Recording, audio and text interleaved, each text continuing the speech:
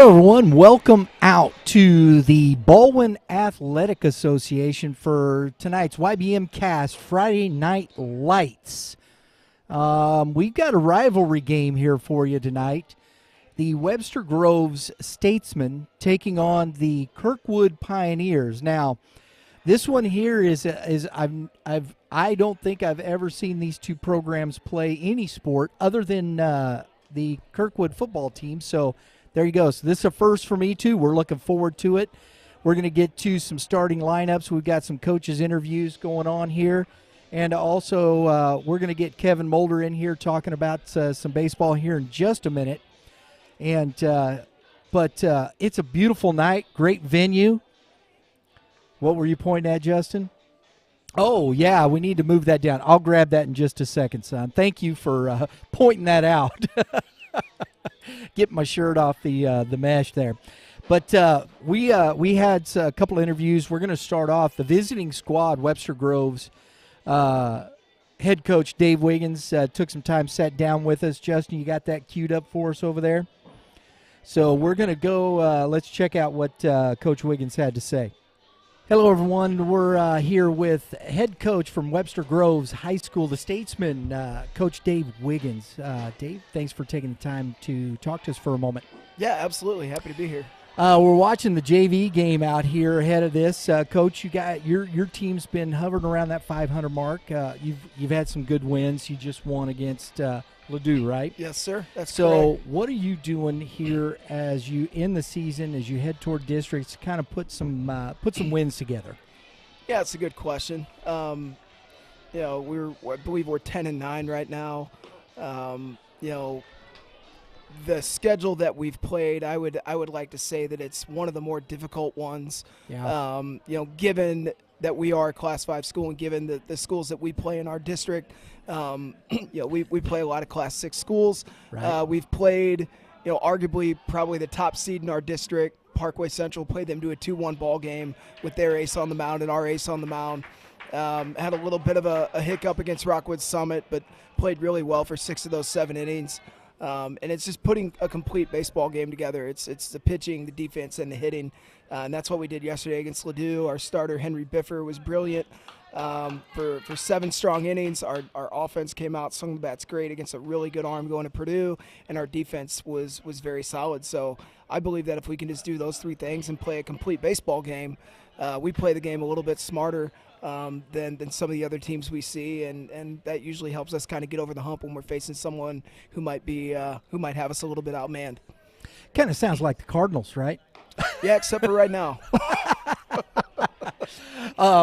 We didn't send anybody down to JV to work on launch angles, so we're a little bit different in that respect. Oh, man. You have Mr. Sturgeon on the mound today. What do you Yes, expect sir. out of your hurler? Oh, man, I expect a gritty, gutsy performance from Cole. Cole joined our varsity squad in districts his sophomore year.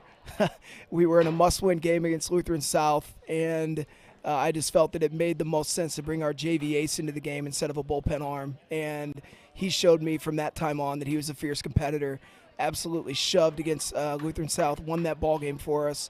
Last year pitched really well, and then this year he's been our go-to guy. He wants this one. We've been messaging each other back and forth.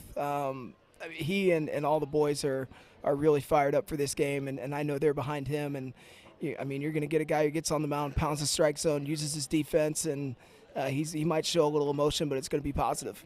Awesome. Coach, it's a great venue here. Beautiful night out here at Ballwin. Thanks for coming by and chatting with us, and good luck to you, Coach. Hey, thanks so much, guys. Appreciate you. Hey, Coach Dave Wiggins, folks, head coach, Webster Groves High School. We appreciate Coach Wiggins taking the time to talk to us here. We're going to do the starting lineup for the Webster Groves Statesmen. Leading off, number 5, Jackson Torbett playing third base. Hitting in the 2-hole, number 4, William Zara.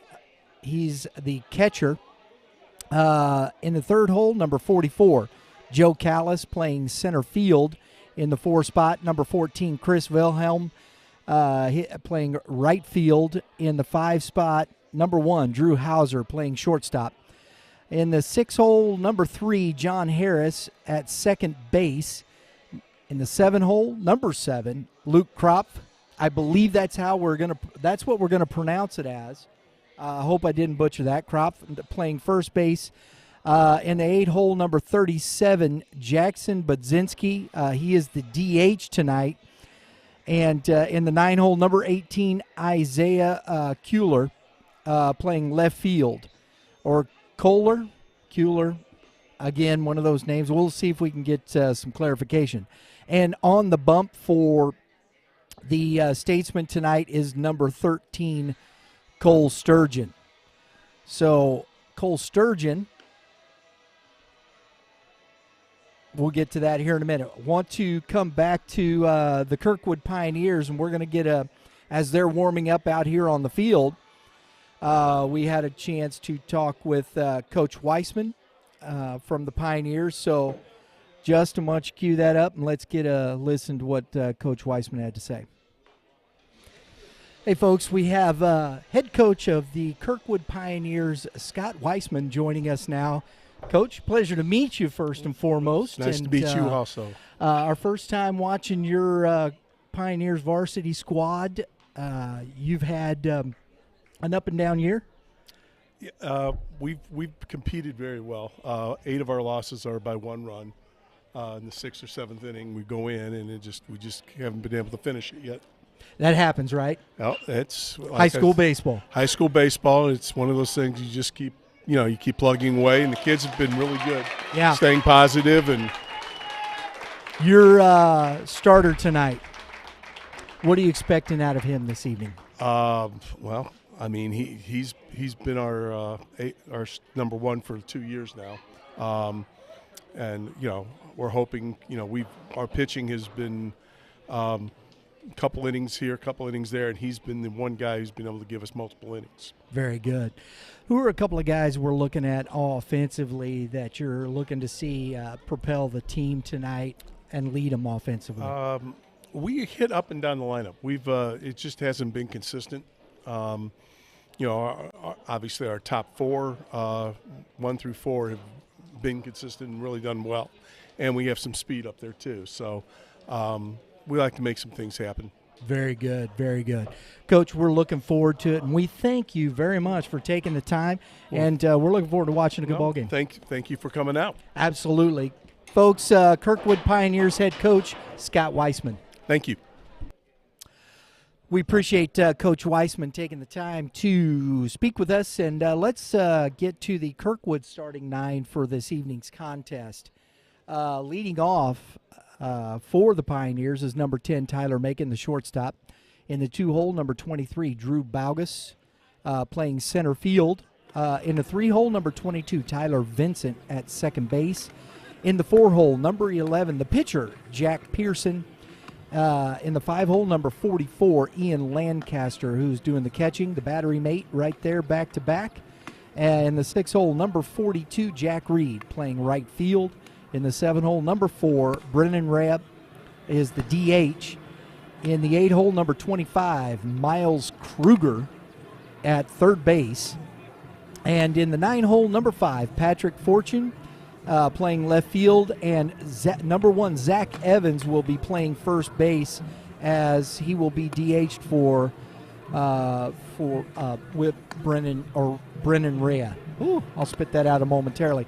Let's bring in Kevin Moulder here to the discussion. Kevin, we got Jack Pearson and Cole Sturgeon. Let's talk with the Statesman real quick. Cole Sturgeon. Yeah, obviously being a rivalry game, both teams are putting their best foot forward. They both have their aces on the mound. Cole Sturgeon comes into the night as the clear-cut ace of the Statesman staff and is having a really good year. 3-2 on the year.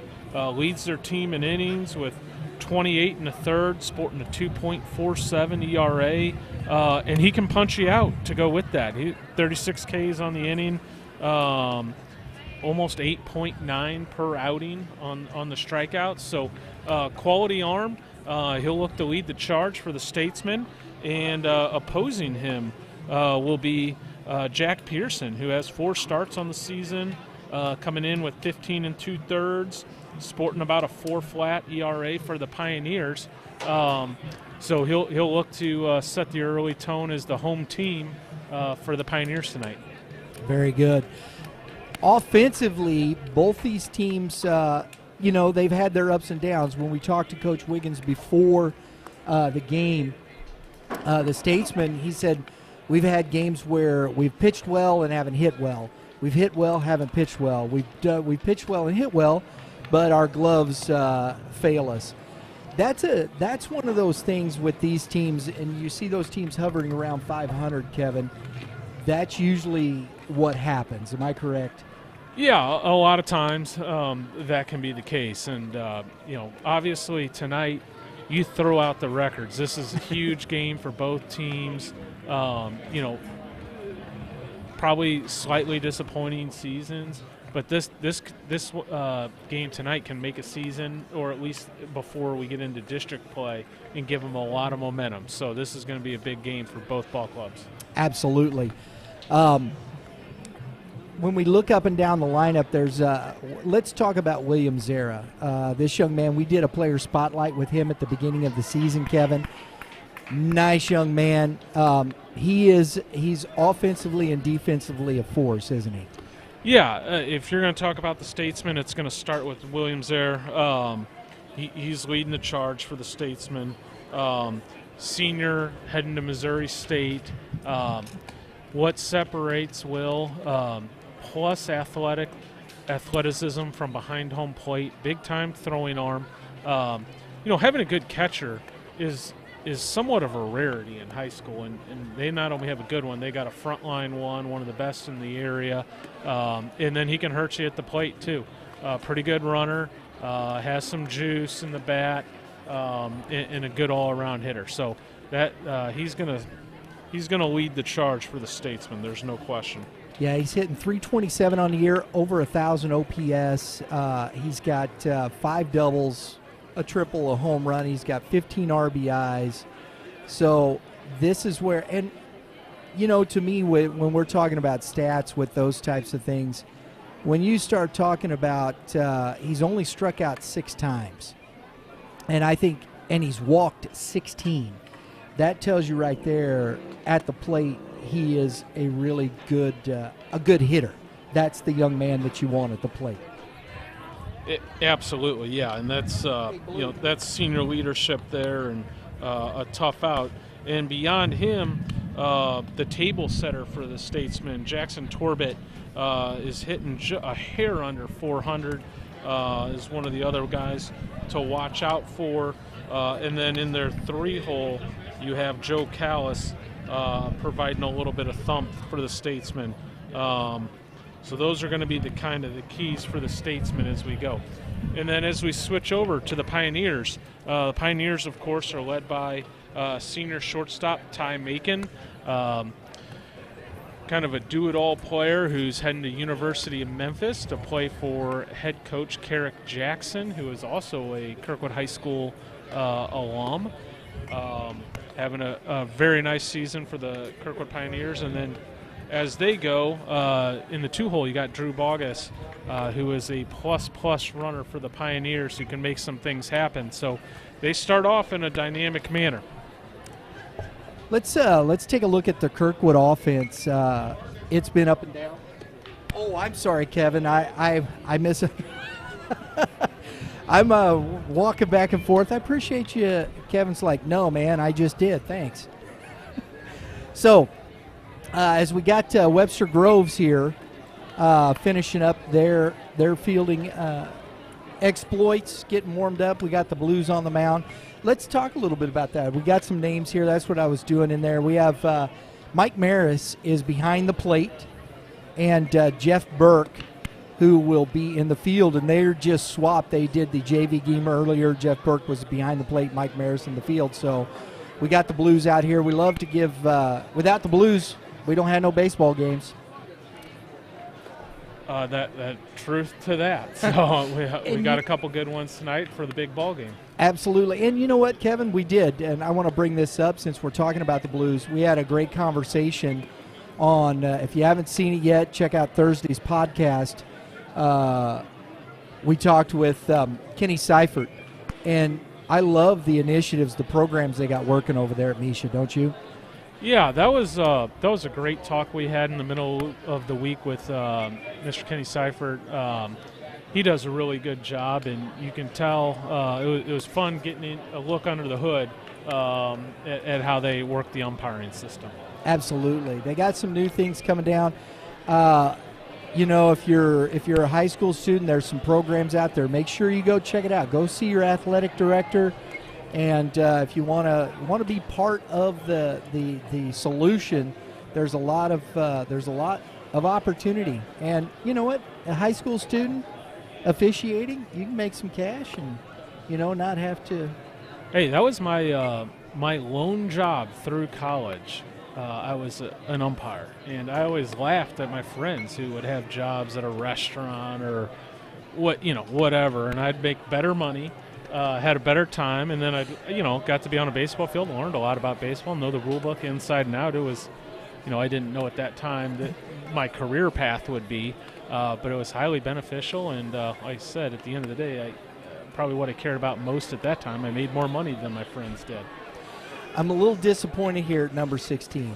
I always get disappointed, man. I watch these kids messing up the lines here. Young man, pay attention to what's going on, bro. You're tearing up the lines.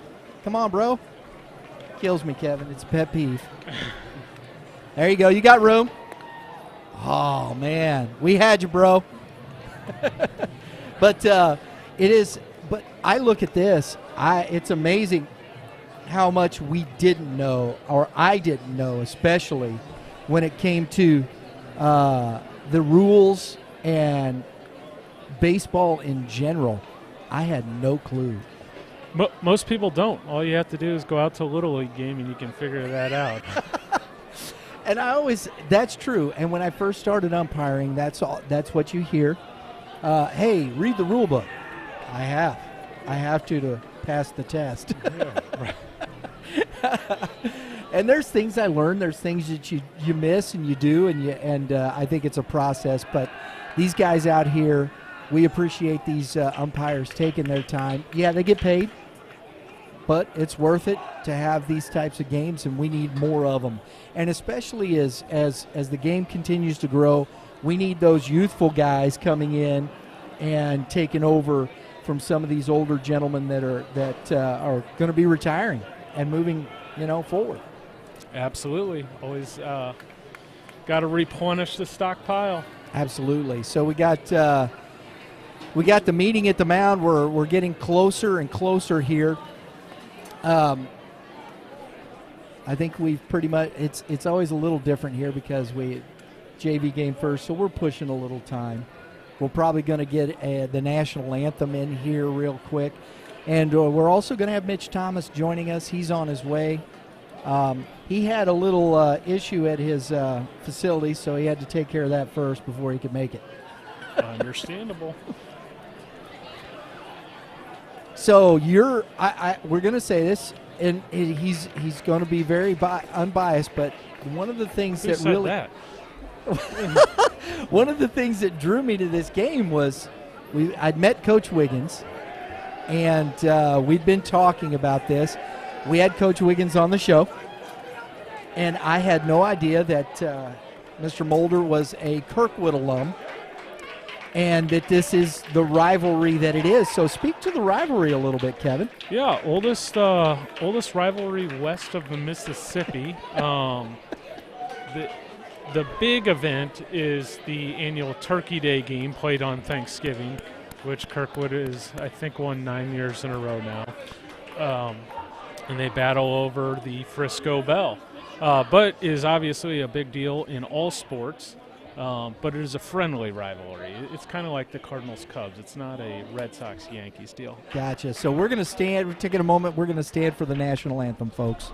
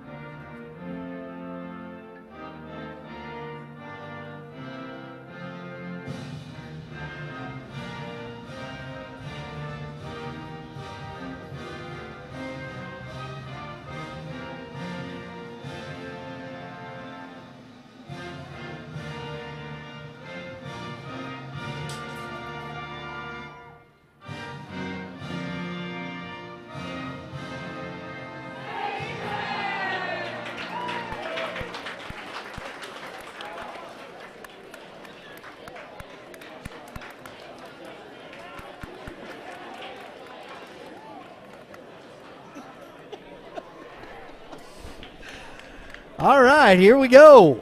It's baseball time.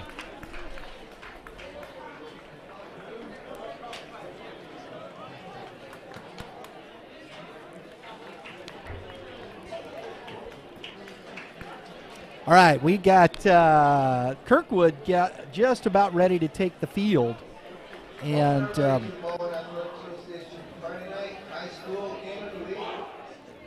got number 5 there on deck. We got Mr. Pearson. Wow, that's a big kid. He's put together, isn't he? Yes. Yeah. Be interesting to see what he's got on the mound here. Getting his warm-up pitches. Kevin, Coach Weissman, he's been around a bit. You said he started his days where? To be honest, I don't know where he starts, but he was a longtime coach at Parkway West High School before coming to Kirkwood. So how long has he been at Kirkwood now? Wow. Do you know? A good long time. A good while? Yeah. Okay. I would say about a decade. Maybe, really? Maybe a little longer. So he's got a good tenure. Yes. Has the program, since you were there, because you know Kirkwood alum, when you were at the high school, what is it? How's the program progressed? Progressed? What's been the ebbs and flows, Kevin? I would say we're looking to gain some traction as a program. So there has been some really good players come through over the years, but the record has been a little bit spotty over the years.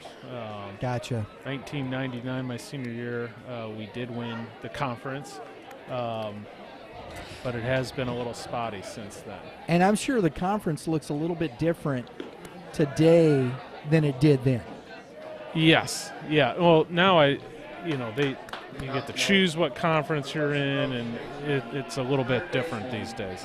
Yeah, I think there's 5 colors now within that. Yeah. So we got, I think, the red and the green here this evening, or yellow, I think it is. So here we go, folks. Leading off, Jackson Torbett. And here we go. First pitch is taken high for ball 1. I love that. He just gave the time, 7:08 on the first pitch. I don't even do that. I know Mike did, but Mike's more professional than that. We got 1-1. I do what I can.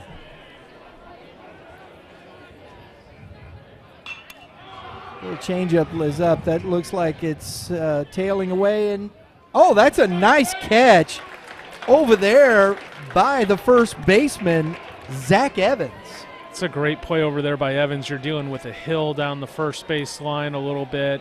Obviously, they might have played here before, but first game of the season at this park. It's not your home park, so that's a great play, and keeps a base runner off for the Statesman's top hitter. Absolutely. As Zaire steps to the plate. And he takes the ball inside. He's one of the nicest young men I've talked to. We've done a lot of player interviews, and just a pleasant young man to speak with. Very articulate. It's when we talk to these young players, some of the kids just haven't learned. They haven't done interviews before. It's something. A learning process. Yeah. Right? So it's always a ball's out. It's always interesting to see the maturity in some of these kids, and I think that this young man has a lot of that. It'll serve him well as a backstop. Yeah. Fastball gets in on the hands. He's got a lot of personalities he's got to deal with as a catcher. Boy, you ain't kidding. He had the green. Coach gave him the green light, 3-0 there, Kevin. Kind of points to what he means to this offense. A swing and a miss. 3-2. He's probably the main guy that you'd be worried about if you're the Pioneers from hurting you from an extra base hit standpoint. Ball off the wall, ball over the wall type thing. Not that the other guys can't hit an extra base hit, but this would be the main threat. And ooh, boy, he'd like to have that one back. He just couldn't keep that fair. It looks like a little. It doesn't look like it's a deep shot to that corner down there either. No, right down the line between the scoreboard and the left field wall, it'll definitely get our foul pole. It'll definitely get out of here. And that carve ball. So Zara gets a walk. It is a legit shot to dead center. I played my Legion ball here. So pretty good fair size park for a for a high school field. Absolutely.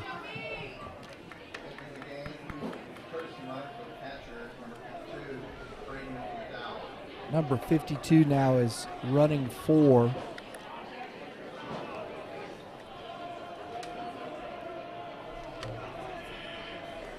Mr. Zara. Takes strike one to Joe Callis now. I think I had a strike either way there, called or swinging. Yeah. Callis hitting 278 on the season. He's got 17 RBIs. And we got 1-1. It's a nice block there by Lancaster behind the plate. We got a runner on first base, and he's able to block the ball up in the dirt, let it not get away. Braden McDowell is running for the catcher over there, the pinch runner. And a throw over, he's back easily. Now that is kind of interesting because there is one of the better athletes on the Statesmen, and they choose to run for him. Now I get he's the catcher and it's a long season. I wonder if it's a different point in the game if they'd leave him in to run. I think you would have been pitched to run for there, Kevin. And the runner goes, and the ball's dropped by the catcher, and he's in safely. I certainly would have been pinch run for, but I wasn't a running threat.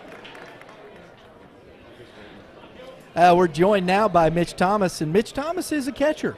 I am. And so you would have been courtesy run for there too, yes, right? Sir. Yeah, definitely Mitch would have been if I would have been. Yeah. I can run. Don't sleep on me. You go out there and you ask some of these high school coaches that played against me, I will run on you. You were Yachty before Yachty, huh? You had No. No, I was JT Romuto. Okay. Oh, I had that kind of oh speed. Man. Oh, He's getting big now. Oh, mercy. So we got a 2-1 count here. Runner at second base. And that ball is inside to Callis. And Callis is 3-1. Here's where you got to be careful, guys. You don't want to give him too much. He's got to come with a fastball. You do have an open base. Not that you're looking to put people on. Be interesting to see what Pearson goes with. Good fastball away there. Pitcher's pitch, and Callis swung through it. 3-2. I love them high heaters. That was probably ball 4 there, fellas. Pretty sure.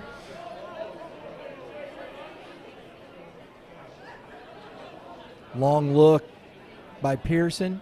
Fastball in on the hands, a little flare to the second baseman for out number 2. That was a really good pitch. 3-2, guys. Good sequence there by Pearson, coming back and then got in on the hands and got the weak contact out to the second baseman, and Tyler Vincent had no problem corralling that for the second out.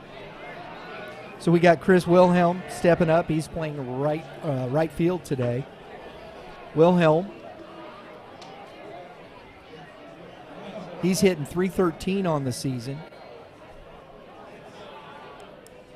He's got one double, but this is only looks like his 18th plate appearance, 16 at bats. So he's just now getting into the lineup.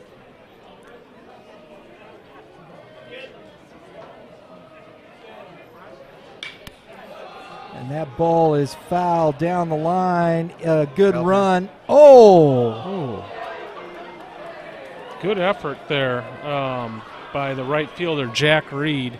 And we talked about it a little bit earlier. They have that hill down the right side in foul territory. He took his first step onto that hill and face plants into the top of it. So that's a hazard over there. What are we in Houston? That's what Towels, it reminds me of. Is Yeah. it Towels Hill, right? Is that Yeah. something like that it Yeah. was? I just remember Jimmy Edmonds' catch going up the hill. Yeah. That's not easy. Is Kevin? No. I mean, look, he just boom. 1-1 now to Wilhelm.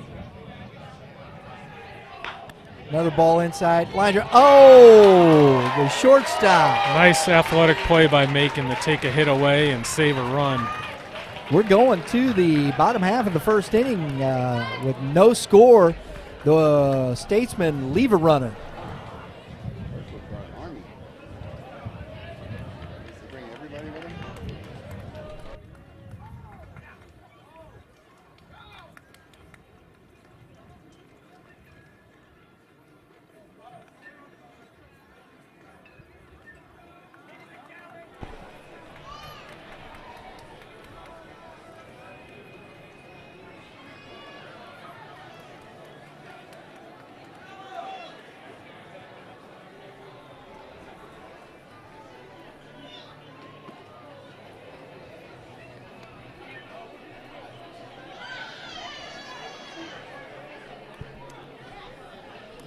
Folks, if you're looking for some youth tournament baseball, check out Game 7 Baseball. Game7baseball.com. And is one of the premier youth tournament providers in the Midwest, covering Missouri, Illinois, Kentucky, and Tennessee. Game 7 Baseball has single A, double A, triple A major divisions, so you can find the tournament with quality competition to challenge your team. If you're looking for a local or regional events, go to Game7baseball.com, register your team, and get signed up for these great events and venues today. They are in full swing, man. I got a chance to talk to Dave Penning. They're running up and down all over the country, working hard. They'll be heading back down to Lake of the Ozarks again next weekend, I believe it is, for the Cinco de Mayo Slugfest. And we're going to be out here at the Cinco de Mayo Slugfest for local. So I'm going to jump over here, Mitch. It's all you. Oh, me. You got to do that here. He's back. I'll just take it. Oh, we got it. We got it. Is that a Donahue behind the dish? William Zara. William And Zara. that ball is hammered and out of here. Boy, that cleared the trees. We talk about a short porch. Tyler Macon drives the ball clean out of the park, and Kirkwood takes a 1-0 lead. Boy, that was a shot by Tyler Macon. That clears a lot of fields, guys. That got lost in the trees. Yes, it did. Wow. That was Ricky Henderson type leadoff approach. Yeah, he's excited too. He ambushed Sturgeon on that. Fastball down the middle too much, and he hammered it. He hit it where that duck's flying, if you guys can see. There's a duck flying over left field right now. It was behind all of that. Holy smokes. This young man on a mound has a pretty good heater, too, and he just goes out and ambushes it. That may be one of the furthest baseballs I've seen hit here. I've seen Ryan Howard from the Phillies put one over the right field fence. Wow. Over the trees. Curveball, center field, under it, and catch made by Joe Callis out there. So we got, after the leadoff home run, we have the first out. Center fielder to center fielder. Tyler Vincent coming to the plate.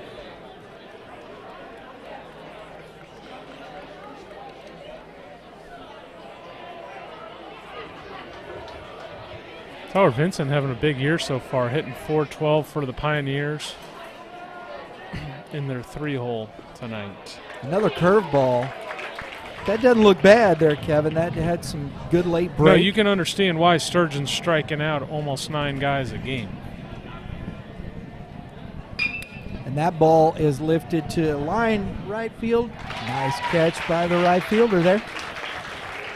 That is Chris Wilhelm. So after the home run, 3 pitches and 2 outs. Oh, you like to see that from your pitcher, too, to come right back after giving that up, because that will happen. And then for him to come back like this and get 2 quick, what I think are easy outs. So we got Jack Pearson, the pitcher for Kirkwood. And that's strike one. I like the way Sturgeon comes through that. He hides the ball pretty well with that leg kick, guys. It reminds me of that Dylan Cease from who pitched last night for the White Sox. Gave up a bunch of runs to the Rays, but that's what I see out of his mechanics. Not that one. Oh, foul ball. Boy, You got to sell that. right? Oh, that hurt. Yeah, we don't have replay here. It's 0-2 to Pearson.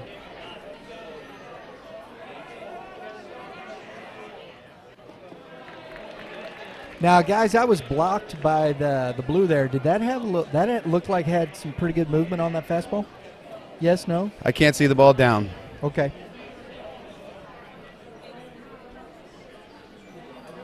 It's 1-2. Curveball stays out. 2-2. I was about to say, so far Sturgeon's been aggressive and the Pioneers have been aggressive. Both have been attacking. Absolutely. That's what you like to see at a high school baseball game. Absolutely. Go get it. What do you got to lose? Go Plus, get it's a big strikes. rivalry. Yes.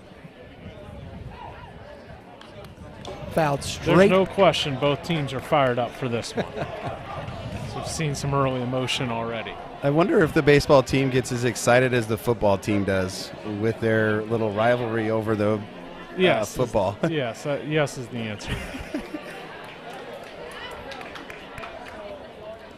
Yeah, we were talking about the Turkey Day rivalry. Yeah. That's what he was alluding to in the pregame. Are you a Kirkwood guy, Webster Groves guy? Kirkwood. Kirkwood. Oh, just missed in. I love seeing these guys, these high school pitchers, Kevin, come inside. I really like it. Sturgeon's working both sides of the plate. I think to be an effective pitcher, you got to own both sides.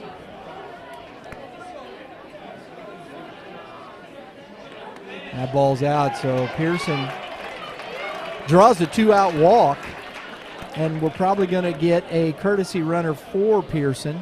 Number 17 looks like it's coming out to courtesy run. Number 17 is Michael Hupp, courtesy running for the pitcher. Number 44 now at the plate. Lancaster had a nice catch in right field to start the inning. Let's see if he follows up with a base knock here for the Pioneers. Lancaster's hitting .214 on the season. He's got 8 RBIs. Fastball buddy. turned on it. If it lucky. stays fair, Just foul. wow. The Pioneers have their ears pinned back a little bit here. They're getting after some. They're ready to get after some fastballs. I love that first pitch fastball swing. He was hunting it. You love that. Pull side, Mitch. I do. That's what brings the fans to the stands. Curveball. Swing and a miss. That's a I good like the pitch. change of pace by Sturgeon. And then it exposes you to that. You can learn something from the swings, right? If I'm this young man at the dish after that first one, I'm trying to think opposite field now. Is he going to come back with that curveball, making you think? And there it was. It's up in the zone a bit. I think that's an effective pitch, though, nowadays. Used to be that you never wanted to throw that curveball up in the zone, but nowadays it seems like you can get away with that a lot more. And I don't know if that's the whole spin rate things and the balls are breaking a little bit differently now or what, but it's not a pitch you didn't want to throw that 15 years ago. Am I right there, Moulder? You've seen a lot of high curveballs?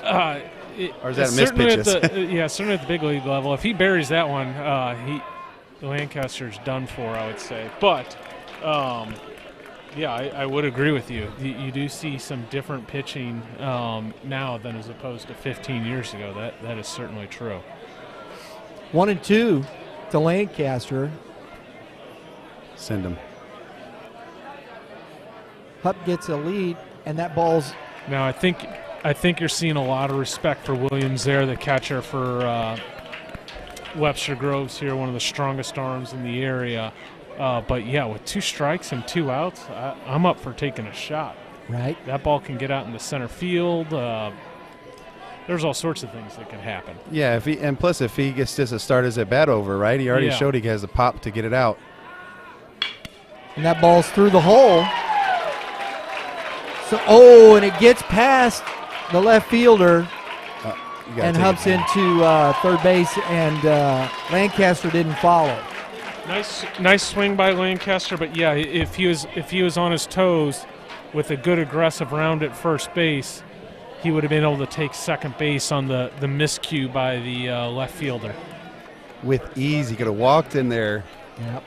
And guys, you know, at the high school level, that takes away that easy out at second base, that easy just flip at second base, and you got to come across the diamond with the throw, especially on the left side. You never know what happens. Number 42, Jack Reed steps in, playing right field.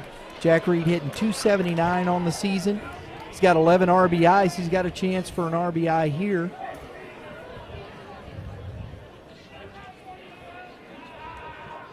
Curveball, back up the middle. Nice play. There it is, see? Boom, that ball just took him right to the second base bag. And we end the first inning with Kirkwood on a Tyler Macon home run, leads Webster Groves 1-0.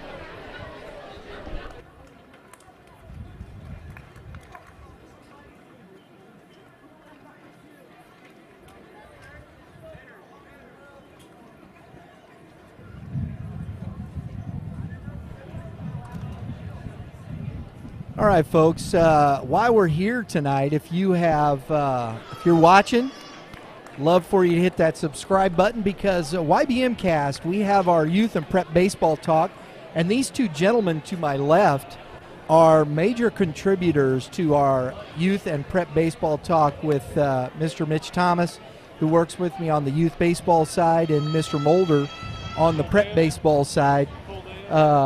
We have a good time chatting. We had some great conversations this week.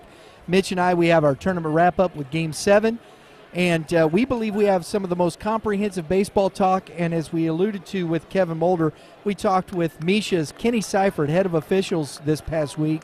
So we got some great content up on our channel. Please take a moment, hit that subscribe button, and while you're at it, hit that dinger right there next to that, because that's what we do around here. Yeah, we do. We just already seen it today. Mr. Macon went yard for number 3 on the year. That was the dinger. Yeah. So please check out YBMcast every Tuesday, Thursday, 3 p.m. Central Standard Time. All right, leading off for the Webster Groves is Drew Hauser, and immediately bangs one to the center fielder, a couple steps to his right, puts it away for out number 1. Saw those Kirkwood Pioneer bats get in there and be aggressive, said, I want a piece of that. Might as well. Right. Since we got all dressed up, we might as well swing the bat. Oh, man. John Harris, second baseman now, steps in. Oh, swing and a miss, strike 1. That So ball. a lot of times after a first pitch, 1 out, you'll see the hitter take, just so we don't have early, 2 pitches, 2 outs. But he was swinging there and swinging again. 0-2. Both those pitches kind of fell off the table there. Pearson's got some arm side run to that fastball. High cheese, they 3 are feeling pitches. it. The Pioneers are feeling it. Definitely the early momentum, after, especially that home run, is with the Pioneers right now. You can feel the energy in the stands. We got a pretty good house in here tonight, guys. This may be the biggest crowd. Kraft needs to put together a good at-bat here, just to kind of put the momentum at bay at least a little bit. You don't want to have a 2-3 pitch week out here. And a ground ball to the third baseman. He comes up, makes a throw over. We got exactly that. So the Pioneers head to the bottom of the second. Guys, coaching right here. You love that for your pitcher. That was 7 pitches, guys? As a coach, I'm thinking way to keep the momentum going. I don't know if many people believe in momentum or anything like that, but the energy that's going on right now in the Kirkwood dugout, if he has a long at bat there or maybe gets on, you can maybe change that like Moulder was saying. That didn't change it. No. I mean, they're feeling themselves in that dugout on the sticks. So we go to the bottom half of the second inning with the score 1-0 Pioneers.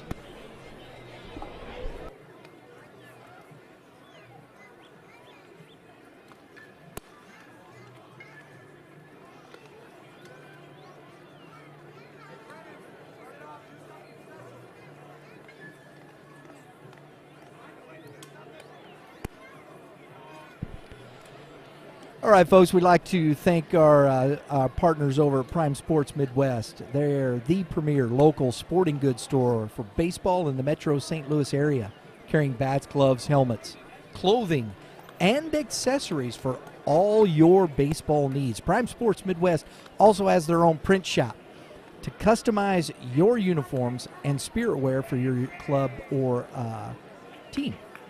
Get your fan wear store set up for your fans and let Prime Sports Midwest outfit your club, located at 1550 Ocello Drive, Fenton, Missouri, in the Champions Village. Leading off for the Pioneers is Brennan Ray, the DH, number 4. Immediately takes a curveball for a strike. I like that by Sturgeon. Pioneers have been ready to go early, and he dropped a nice breaking ball in there, 0-0. There's your change of pace. Yeah, they've been all over his fastball. So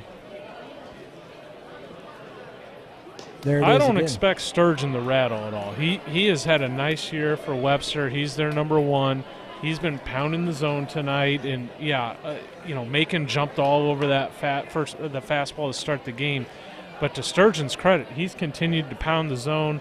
He hasn't fallen off. There's certainly plenty of high school pitchers where the wheels would have come off, and to Sturgeon's credit, he has stayed in attack mode. That fastball up in the zone is banged out to center for a line single by Brennan.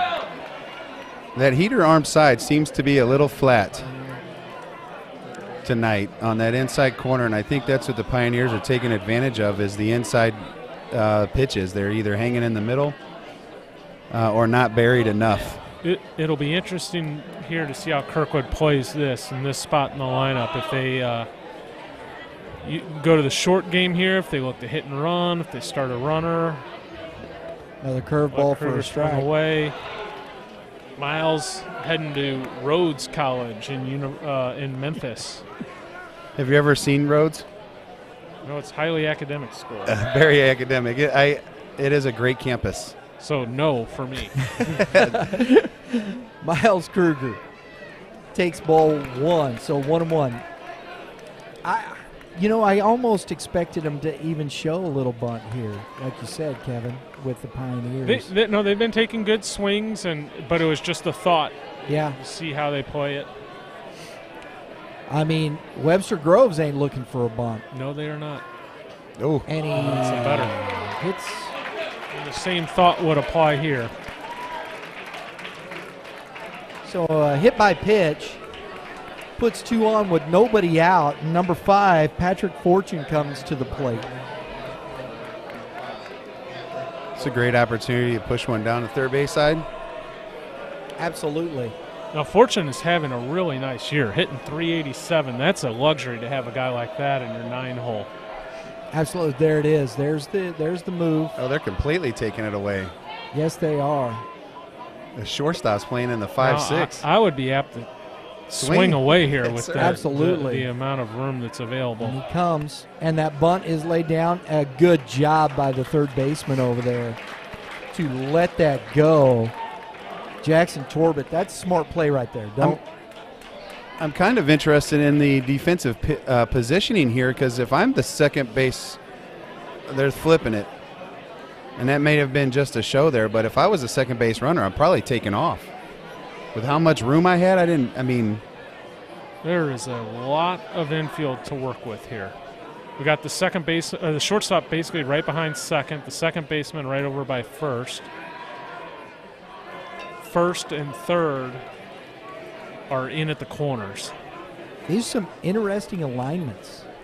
But they're switching it again. Wow. Now I'm having fun. This is the inner workings of being a coach that I absolutely love this gamesmanship. Yeah, Coach Wiggins is pulling everything out early here. You don't want to give up too many more runs here, and that ball stays up. 1-1. I always feel like the curveball there is the easiest pitch to bunt, versus maybe high heater. Typically, yes, especially right on left. Yeah. So here we're back to this, the first alignment, 1-1 count. It's making the coach think about what he's going to do. He showed bunt twice. Long look by Sturgeon, and a curveball. Oh, and it's knocked down by the third baseman, but I don't think he's going to. Oh, and then he throws it away. And into the Kirkwood dugout. And he's got to stay at third base. That's correct call because he was at the first base, so he got 2 bags. He didn't there. That's a good call by the Blues. So I heard you say eat it, Mitch. Eat it. Yeah. He made the great play to knock it down.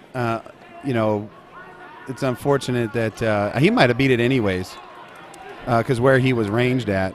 Now let me ask you this question here. While they go, the catcher goes out for a mound visit and coach is going out to talk to the field umpire. Had he gained second base by the time that ball was thrown away? When it was thrown away, not as it was rolling, but when it was thrown away, can he get the 2 bags and it's third and home? No, that's the right call. Always, and I don't think even so. if he gained it. Yeah. And I don't think he gained it, but I don't think he had, and I think that's why the call was what it was. Yeah.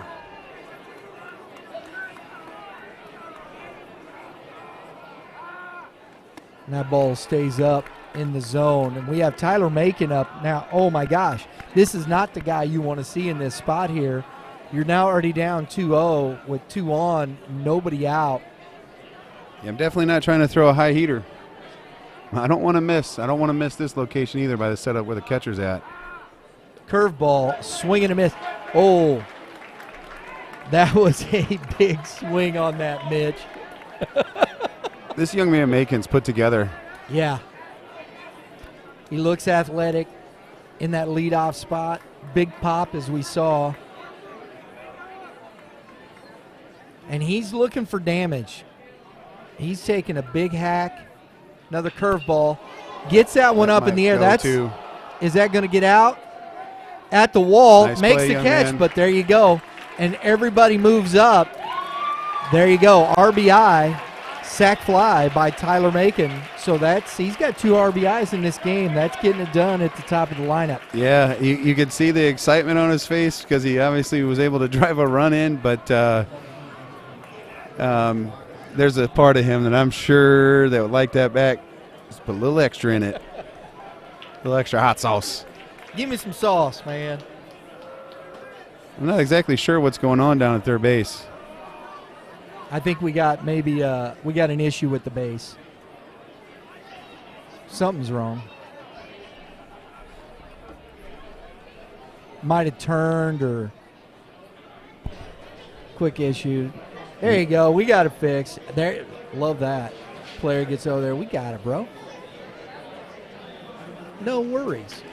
Good hustle, Blue. Love to see the Blue. That's Mike Maris behind the plate, hustling back there. 3-0 Kirkwood on the sac fly. We had the run scored on the overthrow first. Calling that a base hit, aren't we? By Fortune. Base hitting in there. I'm not the official scorekeeper, Kevin, so I always give people hits. That was a diving play by the first baseman, and then I think he had it beat out maybe even if they execute the throw. Yeah. So I give him agree. single. I agree. Oh, buddy. Strike one. Webster with the infield drawn in here, trying to cut down a run. And Drew Baugus, he flew out to center field, so we got another chance on this sac fly. Trying to elevate something, and that's 2 pitches he could elevate. 1-1. We got time called by Blue. He doesn't like something over there out of the Kirkwood dugout, and the Kirkwood dugout's pointing at their students section. We didn't say that. It's my classmates over here, right next to us. I don't know who it was. It's a Vuvuzuela. Somebody had one out. I thought we were at the soccer game. And that ball stays up for ball 2. He is not finishing that curveball whatsoever. He is labored in these first 2 innings. The first inning wasn't as bad, but this second inning, he's really labored a little bit, making some high-stress pitches. Another curveball, strike. He's staying with it. I mean, it's 4 pitches this inning. All 4 of them been off speed. He hasn't touched that fastball. I guess he's lost a feel for that pitch. 2-2. I think on the fastball, he's left that ball over the middle and up, and it's just he's not been able to get it down. Oh. Good weave by Bogus. That was a pretty good breaking ball there. That was probably his best one he's thrown past couple. Tight but low. It looks like he's got a couple different ones, maybe a slower one and then something a little sharper, a little harder. That was the sharper one. And that's a ground ball. Oh. Nice play by the shortstop, but he couldn't get up and make a throw. Wow, he saved a run there, guys. Yes, he did. And you weren't going to throw Bogus out. He's a plus runner, a 6'5" type runner. Great play by Drew Hauser there at short. Absolutely taking an RBI away from Bogus and Kirkwood. All right, so we still got 1 out. We got first and third now. Seemed like he took 6 steps and was down there at first base. That boy can fly. I like to see this right here because you got a stud catcher behind the dish and a great speed over there in first and third. If you were going to see it, now would be running. the time. Oh, he's That's gone easy. quick. And a little fake throw down. And one of the things I'd like to have seen is maybe a little throw over. You know, that was a huge lead. You knew he was going. He had that look about him, didn't he? Yes. He was leaning. I mean, leaning, big time leaning. He was in the passenger seat, if you will. So we're still early in the game, but this is a huge time here for Webster in this game. Curveball, strike 1. You know, even a sac fly here and you get out of here and it's 4-0, no big deal. You don't want to start getting down 5+0 early on. So Statesmen need to try to keep it tight here in the early going. Vincent Tyler lined out to right field, his first at bat. A curveball, a little dribbler that's going to the third baseman, comes up, and the first baseman cannot make the play. So we've got 2 runs scored. You couldn't have rolled it out any better if you were Kirkwood. That was Wow. basically a swinging bunt by Vincent, and Wow.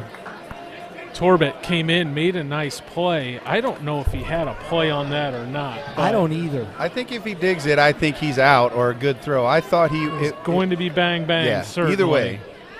But throw is well short, Pick. and ball gets into the corner, and both runs score for the Pioneers. So there's that 5th run, and here Jack Pearson, the pitcher. Jack Pearson's thinking, let's end all suspense here with that hack. He had a hack. 2 errors on the board for the visiting Webster Grove Statesmen. 5 hits by the Pioneers, and we got a 5-0 game. Fastball, strike 1.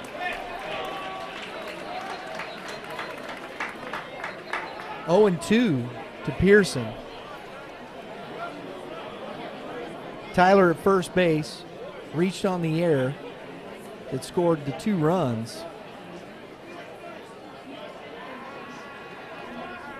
Ball's in the dirt. With all the positives that happened for Kirkwood on that last play, Vincent should absolutely be on second base. I don't know if he just lost sight of the ball or was just celebrating, but he should be on second base after that ball got into right field. I couldn't see what happened. I saw the coach, the first base coach, he was waving people on. Nice block. This is the first time we've like I said, we've had the conversation with William Zara, but this is the first time I've actually seen him play. So he is as advertised as a catcher. He looks really good back there. He's the real deal behind the plate. That was a nice block right there. Good lead by Vincent, and that ball runs away. That's ball 3. So Pearson's worked the count full after going down 0-2. And Sturgeon, he has struggled to get to finish off hitters.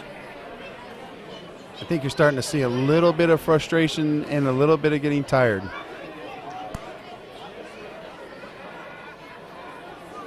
That ball's in the dirt. He has had to work this inning, that is for sure. I see Coach Wiggins off the bench, off his seat over there. He's going to take a quick trip to the mound. He's got somebody over in the bullpen warming up, guys.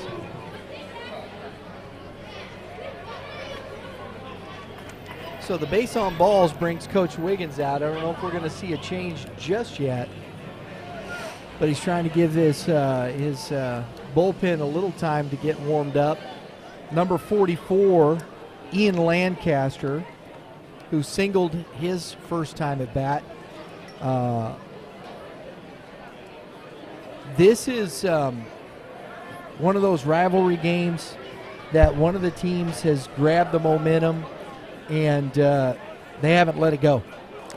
Not yet, but I would say there is a lot of baseball to be played. But if you're Kirkwood, you are absolutely trying to keep piling it on. Yeah, there's nothing better than short gaming a rival. So, you can be. Don't be confused about they're going to try to do here. All right, Coach Wiggins is back to the dugout, and Lancaster steps in. Lancaster hitting .214, as we said, but he's already singled. Curveball pops him up on the infield. Infield fly in effect. Torbett makes the catch, and that is a much-needed out number 2 for this young man on the mound, Mitch. Yeah, Coach Wiggins come out with a mound visit, probably just to settle him down and let him get some breathing done so he can get his stuff back together mentally. I like the visit by Coach Wiggins. Give your guy, like you said, a chance to catch your breath, pause, keep us here, give us a shot. Jack Reed now. See, Mitch, we talked about this. He's wearing number 42. This is why I love that. I hope he understands the significance and why he's wearing number 42, right? Jackie Robinson?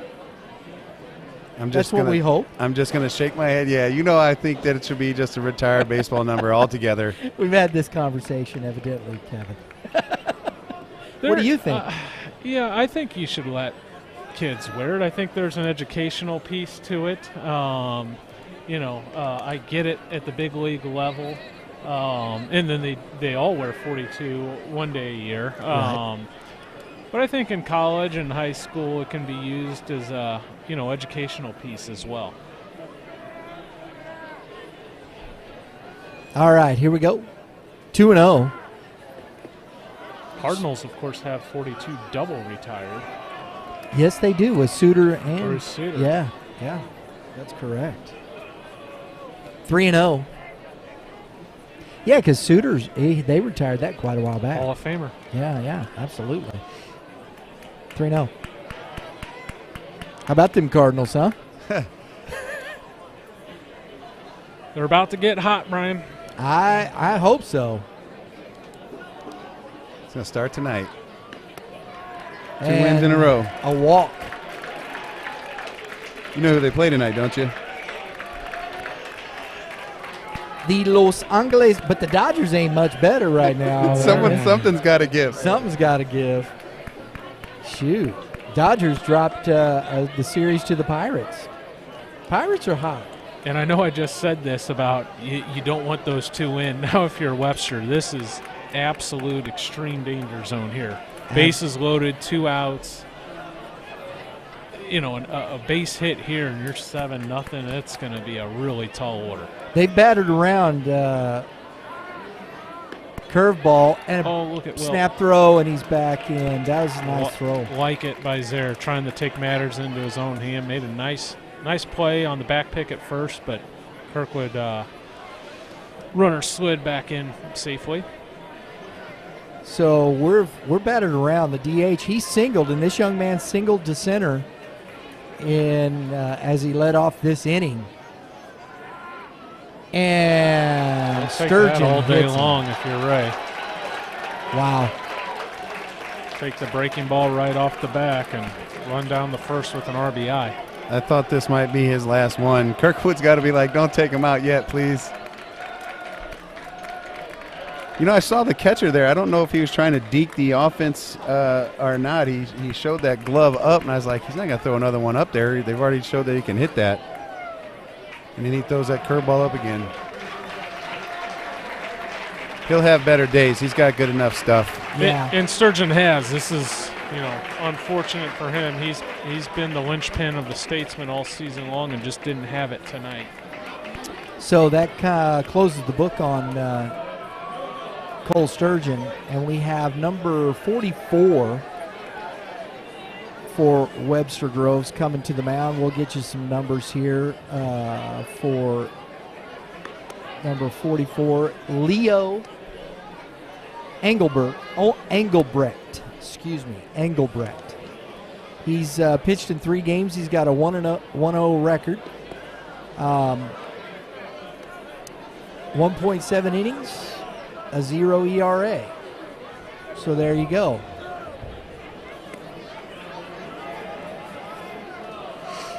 So he's a guy that comes in and just kind of maybe gets an out here and there is what it looks like, Kevin. Yeah, just going for a change of pace, and Leo hasn't pitched a ton on the season, but when he has pitched, he's been effective. So gets called on in a huge spot here for the Statesmen. Absolutely. So we still have, for my buddy Mitch here, ducks on the pond. They're here, and they're flying in the sky. Yes, they are. I guess there's some water around. My gosh, guys. There ain't hardly nary a breeze of wind. It is the perfect temperature. This is beautiful. Oh, my gosh. We should play them all on Friday nights if they were like this all the time. Well, last week was cold. We were at Troy. That was a cold one. It wasn't cold when we started. It was cold when we ended. Miles Kruger now steps in against Engelbrecht. This is a big spot. They need to get out of this inning. And a curveball in dirt. Love that work by Zara. That ball was spiked. Miles was hit by the pitch, his first at-bat of this inning, which kind of started a little bit of a rally for the Pioneers. Fastball's up in the zone. Now he's got a 2-0 count here. With a new pitch, with a new pitcher in there, Miles has got to be thinking one pitch, one spot. He's got to be really certain this is something he likes a lot that he can drive if he's going to go after this offering. They might be able to flash a little over there to the first baseman if they could communicate. That runner at first base is getting jumpy.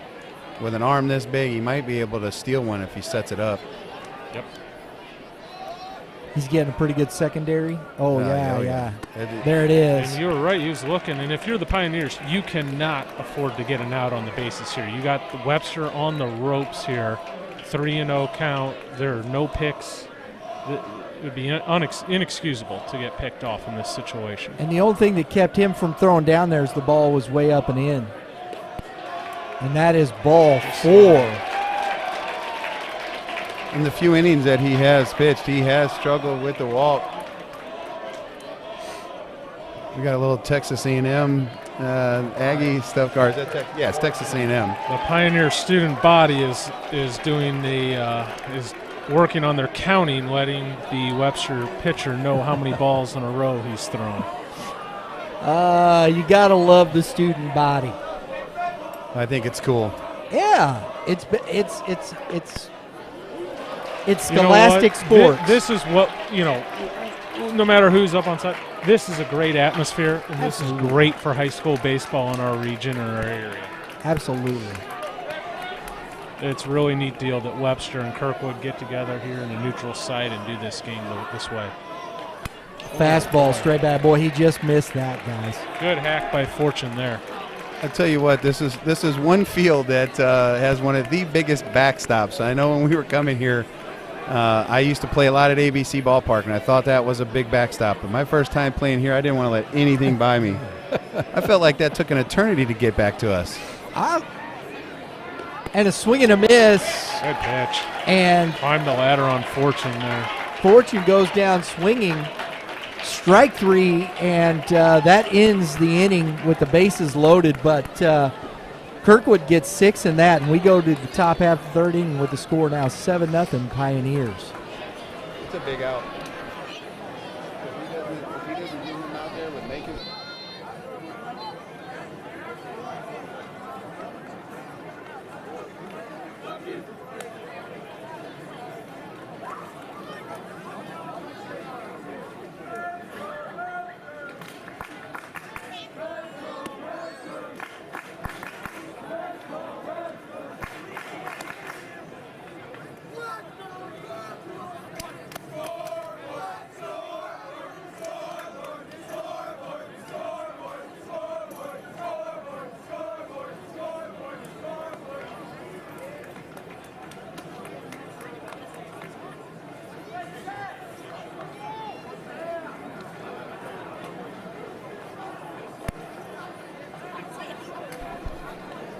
You know, Mitch, when you're talking about backstops, I think the biggest one is you go over to Ozzie Smith's complex, Ozzie A, and that is a big backstop. Oh, sir, I think this is bigger than. You think so? Oh, yeah. No. Oh, yeah. No. I've caught at Ozzie's and I've caught here, and I can tell you, I don't want to run back here.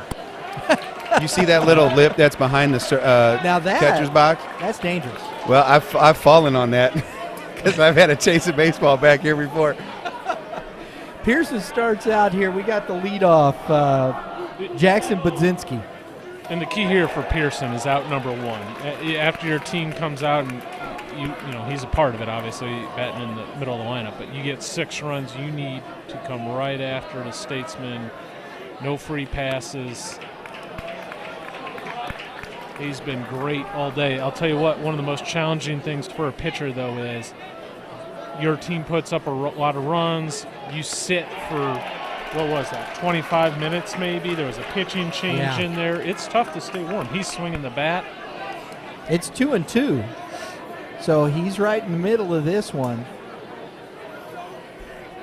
And a fastball in. Oh, just misses. 3-2. That's tough. That's a tough take. You have that lefty over the top bearing down on you. You got to feel like it caught some of that corner. Going right there. Comes right back to it. Ooh. And a swing and a miss. I think that's a little changeup. Yeah. That had some fade. That's a gutsy pitch there. 3-2. One of the things I take pride on is this trying to dictate what's going to be thrown. And in today's pitching, they are backwards. Yep.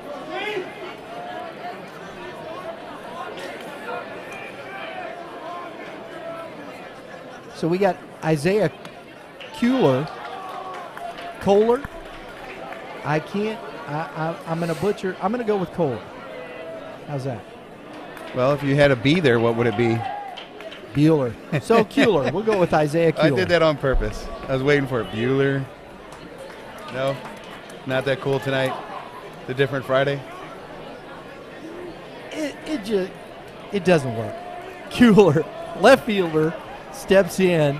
He's ball 1, a ground ball foul down the third base line. Cooler than the other side of the pillow. There you go. I love that. You know, guys, we've seen a lot of good lefties, and here Pearson. Yep. It seems to be following this trend. There is a lot of good left-handed pitching in this state right now. There certainly is. Left-handed, certainly. Just a lot of good arms. Right. A lot of good pitching. 3-1. Kids are throwing harder than they've ever thrown before. It's an unbelievable bout of upper 80s, 90-mile-per-hour arms in our area, in our state. Fastball, rip down, foul. That's one of those what we call loud strikes. I was thinking, watch your lips over there, Wiggins. 3-2. Good hack by Kuehler. I can remember upper 80s was guys that are getting drafted 2, 3, second, third round or something of that nature. Upper 80s, you're just a good arm. Right. Hey, guys, mid 90s. A swing and a miss up in the zone. And Kuehler goes down on strikes. That might have been ball 4. That's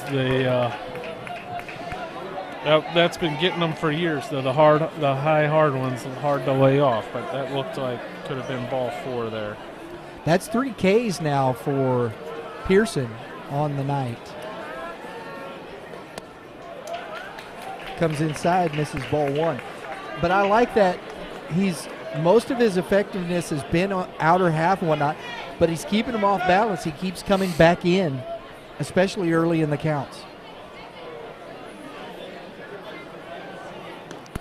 Obviously gotten good results the last 2 hitters. I'd like to see him get back into attack mode like he was the first inning and second inning, certainly second inning. Here he's falling behind, but like we said, that is the toughest inning for a pitcher, is that one where there was that big layoff and kind of get thrown out of whack a little bit. Absolutely. Now he'll sign up for another 6 runs and figure it out next inning, I'm certain of it. But I like what Pearson did here. Taking a breath, he's 3-0. He asked the blue to kind of wipe the plate. Took a walk around the mound.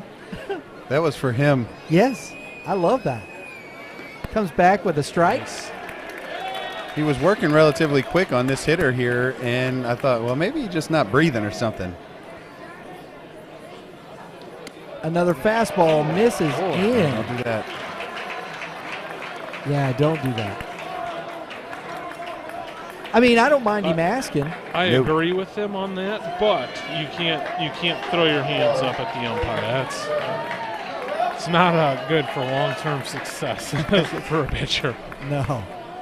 So Torbett gets the walk, and 2 outs. William Zera now. So this is an opportunity. This is your big bat. This is a guy that can park one like Macon did. Absolutely. And if you're the umpires here, you realize what you got. You got a heavily contested rivalry game here. Players are going to be full of emotion, so good job for, not making a bigger deal out of something that doesn't need to be a huge deal. Absolutely. Yeah, I've seen this man umpire several times as a coach, and then actually when I played too. He is pretty even keel and doesn't get involved and make it about him. We've seen that before, and there's nothing worse. That's the wrong way to go. And we have some good officials, some guys that are very, very much like that. Oh, and he hits Zera. So with 2 outs, Pearson has kind of lost himself here a little bit, guys. Yeah, well, even with those 2 strikeouts, there was full count.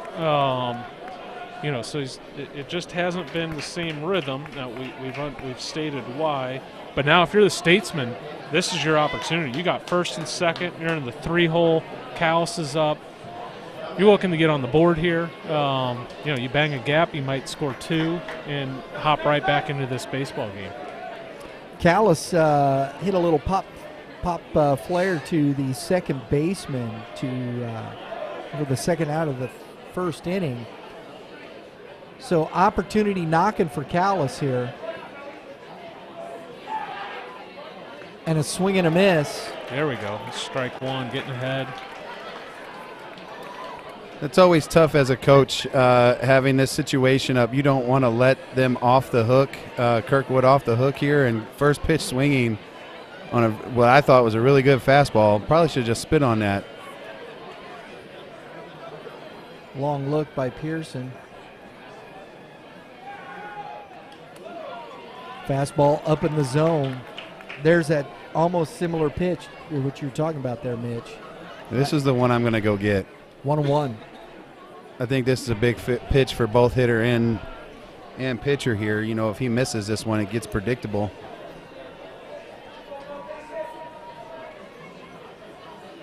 And a wheel. Oh, man. Nice play out there by the second baseman. I'm staying in attack Tyler mode if Vincent. I'm Kirkwood here. With a 7-0 lead, I'm not worried about picking a guy off of second base with 2 outs. Right. Probably not even looking at him. Yep. Long look by Pearson. Didn't get it. Fastball is away. No. Oh, they called time. He called time. He called time. Well, I didn't think he called it fast enough, but So that's actually a good break for Kirkwood right there, because that ball was a ball and it got away from the catcher. So that's a huge break for Pearson right there. he went changeup too in that situation, which was again kind of a little backwards. Changes down again. Just stick with it, I guess. 2-1 It's now. always a tricky thing when that happens. You get that late time, you throw your pitch, and you're like, should I throw that again or should I mix it up? Because I just showed him what I was going to throw.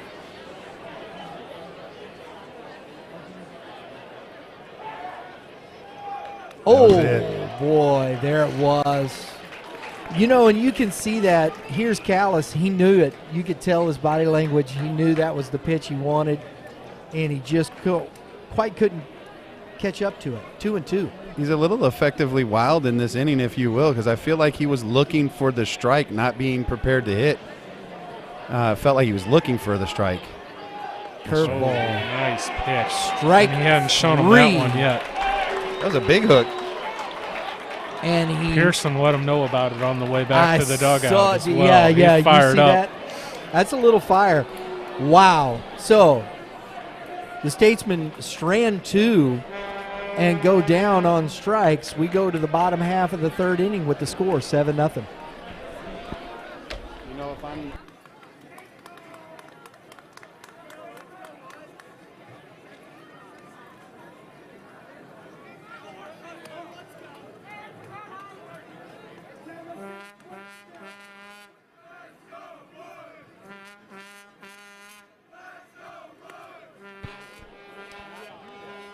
All right, folks, just an FYI, we've got our GAC Game of the Week next week.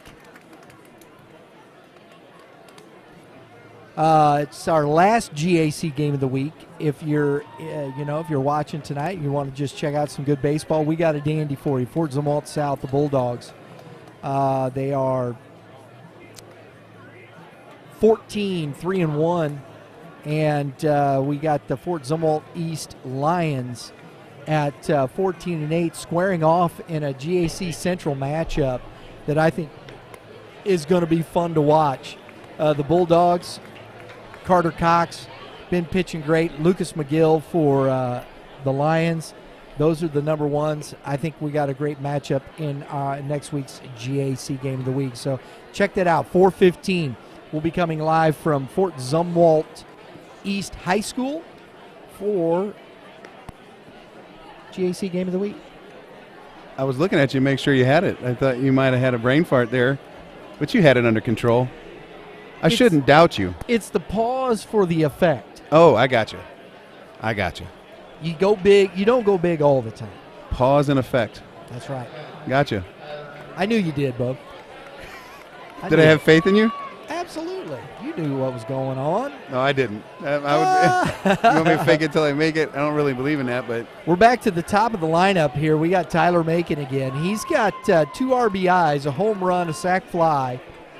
He is doing some damage at the top of this lineup. Takes ball 1. you know what's interesting about how Webster Groves is playing defense against him? Anything that's going to be hit over their head is going to be out. I would just take the shallow little bloop away from them. Swing and a miss. Strike 1. He's trying. Young man's feeling good tonight.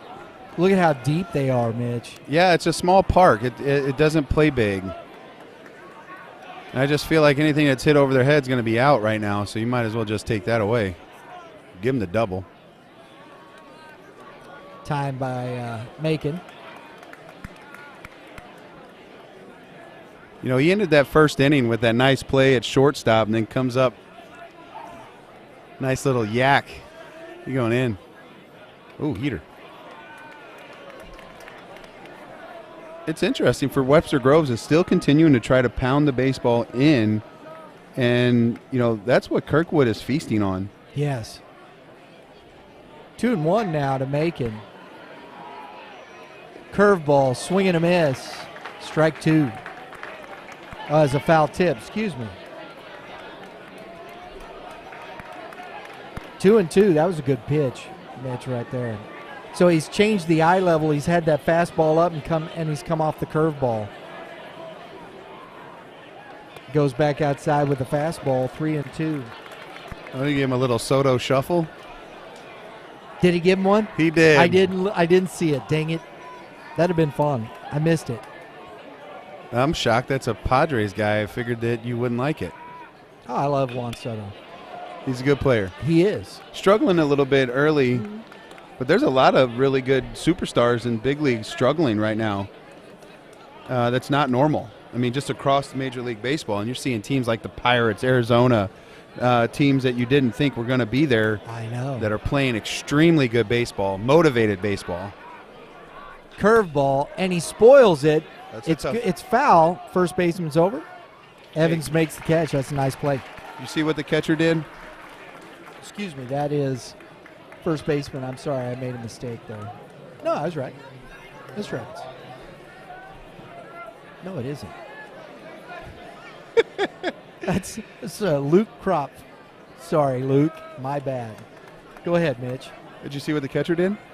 Yes, he got over there just like you were talking about and did his job. There's a reason why he's going to Mo State. Right? Because that's fundamentally sound. That is one of the smallest details, and he just did it based on routine. And I think it's a big deal, and we forget to teach our kids that stuff. I love that. Fastball up. You would have been beside yourself in the JV game. Young man, third baseman. I mean, full force into the dugout fence, and the catcher's up over there. Yeah. And that was what we've talked about. Curveball. Nice piece. Oh, that's a good piece, though. Luke Kropp, nice play by the first baseman. 2 in a row there. Gets it done. I'm actually impressed with how the hitter stayed on that baseball, drove it to the right side with a good barrel. And we saw it even in this game with the right fielder going over there up the hill. If that first baseman just helps him out a little bit, I mean, it's still tough, right? Right. It's like running up the mound in the minor leagues or something, or, you know, fields that have mounds in them. You just, as much as we can, we need to help. Tyler Vincent, 0-1 now. He has lined out and grounded to the third baseman. Nice play over there by Jackson Torbett. He's got a nice strong throw there, Mitch, across the diamond. Yeah. I actually like the way he played that hop. You know, he evaluated what hop he was going to get, and he said, hey, I'm going to sit back and keep myself behind it and make a nice strong throw. So we've played 3. We're going to the top half of the 4th inning. Pearson strides to the mound. It is 7-0 Pioneers.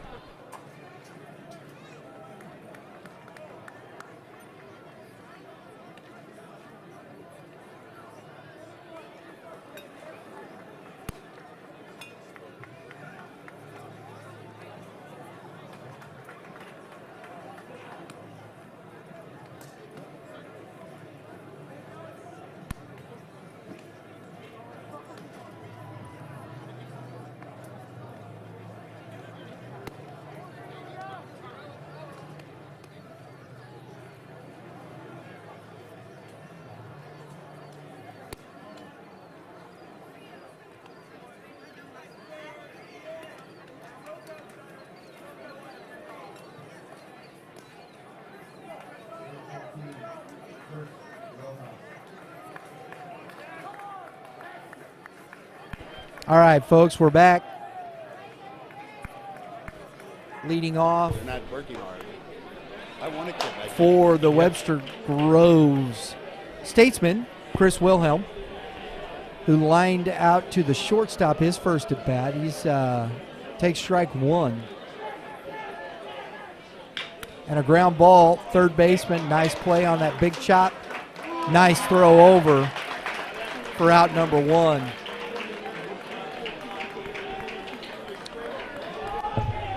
I was trying to see if Wilhelm was related to some of the Wilhelms I played baseball against that are in their 40s, and I can't see his dad. If that's the same family, that's a good baseball family. There you go. I don't know. Might be. You know a lot of folks. I've been around. Yeah. I love the game of baseball. Ball one. It's a big inning for Webster. You got, Leo Wimberg just has done a really nice job for them out of the bullpen here, and got a 0 last inning, got you somewhat out of that bases loaded mess, and got stopped the Kirkwood momentum, and now you got to create a little here for yourself in these middle innings.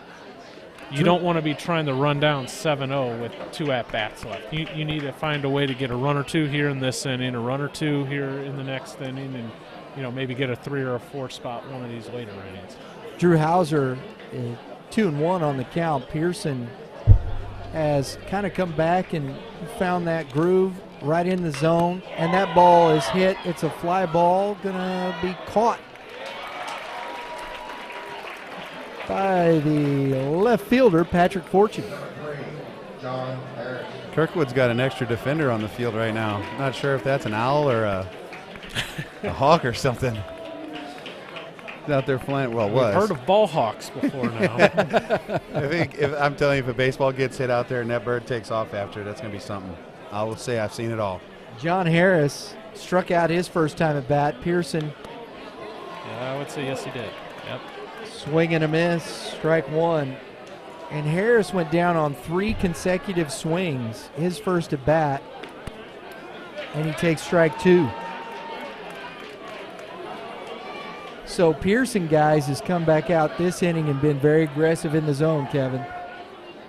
This is how it's looked. That's how it looked the first and second inning. I think he's back into the routine we already mentioned, but that long layoff, I think, throws any pitcher out of whack a little bit, and he's back into it now. 1-2. He wanted that pitch, and a fastball fouled straight back. I kept looking over there to see if he would play catch anywhere, and he was just hanging out. That's also the tough thing about, he's right in the middle of the lineup for him. He's batting fourth. And a fly ball, center field. Good inning there for Pearson. That is a really good inning for Pearson. 1-2-3 go the Statesmen.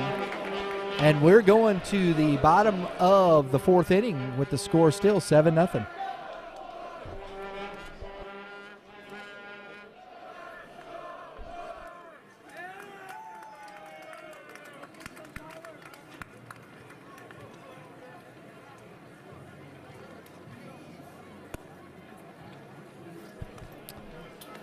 All right, Mitch. You got to tell the folks about the hitting zone, bro. Did you catch that?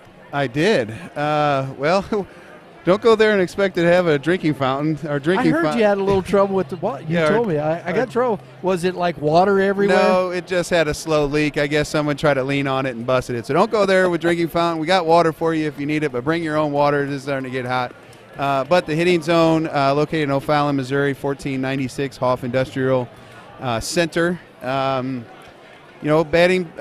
cage, baseball and softball. Right now we're getting into our slow season, so we got great memberships for our younger athletes. If you're looking to get in and get some work in, college will be ending soon. If you're a college kid and looking for a place to get your college workout in, we have that for you. We have mounds. We have 9 cages total. So if you're a grinder, we got the place for you.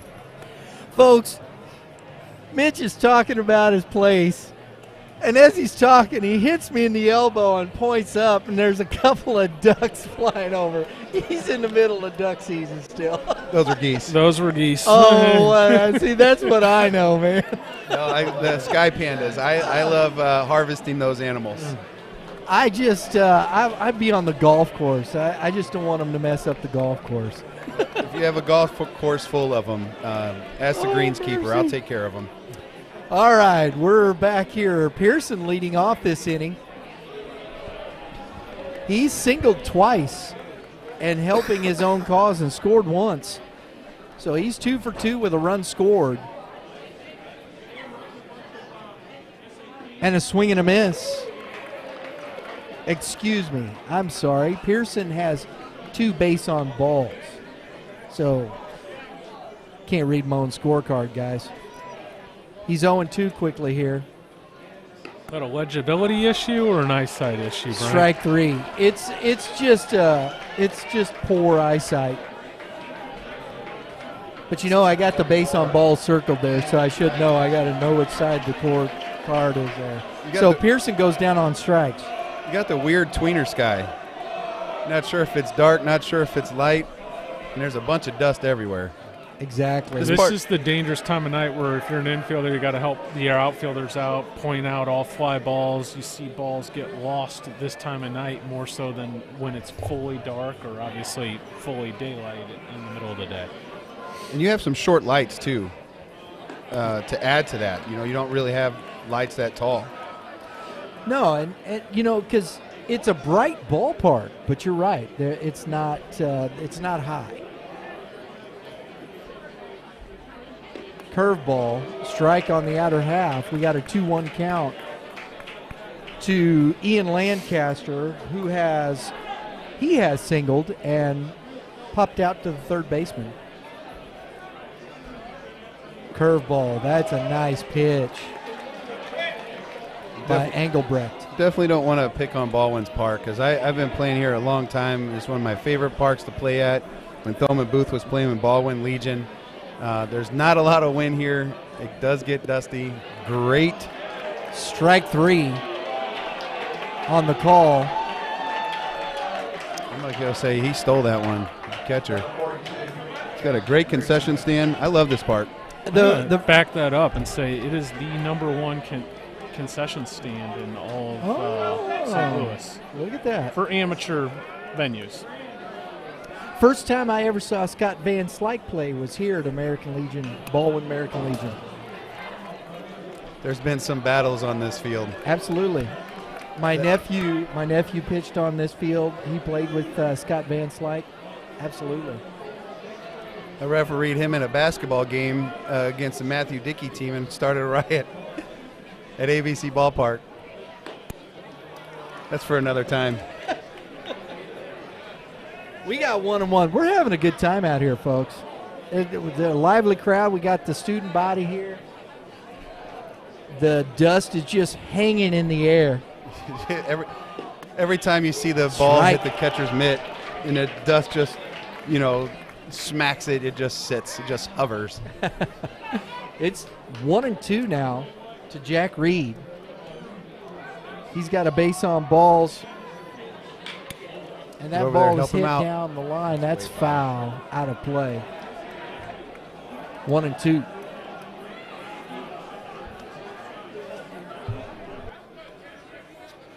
I'm excited about this opportunity. I'm not sure, what is the conference that they play in?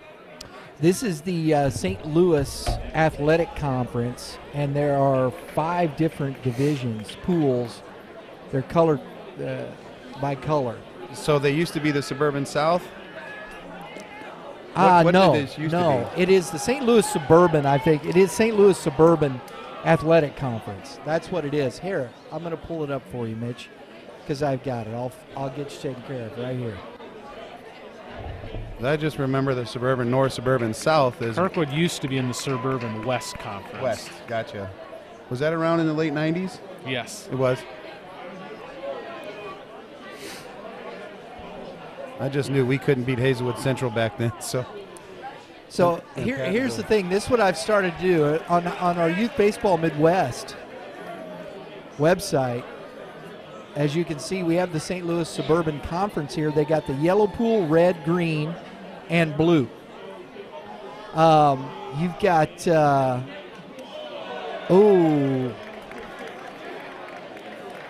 what you call up and in. Yeah. Webster Groves is in the red pool. and Kirkwood is in the yellow pool. Kirkwood's in that tough one with Eureka, and that ball is hammered to center field, but playing deep under it, makes the catch to end the inning. That's Joe 7 in Callis. a row for Engelbrecht there. He's settled in and done a really nice job for the Statesmen, throwing up some zeros here. You know, sometimes that's what happens. You get this guy, and it may just be right here. It's Webster Groves needs some offense to get themselves going here. We're going to the top of the 5th inning now with the score 7-0.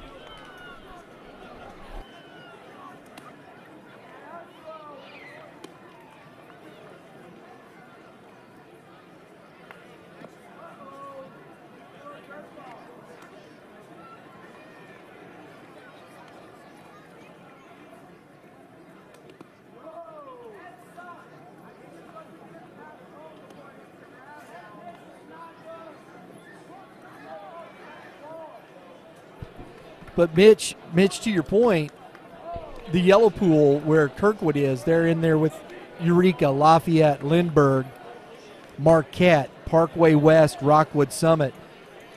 That conference, right? That pool of suburban St. Louis, it's brutal. That yellow pool is legit, and I think Eureka's the top on that group right now. I believe, Yes, right? I believe so. All right, leading off for Webster Grove is Luke Kropp. I hope I'm pronouncing that one correctly. Krapf, Kropp. And he hammers one to deep right center field, and he's back to the wall. Oh, nice catch by the center fielder out there, Drew Balgus. That ball was hit well, Mitch. Too high. Too high.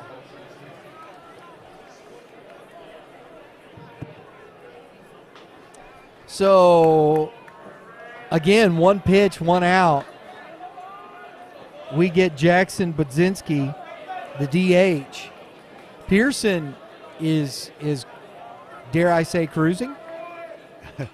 Cruising. And I mean, you just saw it. One pitch, one out, and then the next hitter comes up, and we're in the bottom part of Webster Grove's lineup, and, you know, 2 pitches, 2 swings. You'd like to see them probably challenge him a little bit differently. A swing and a ground ball. Oh, and he's not going to make that. Budzinski runs that out.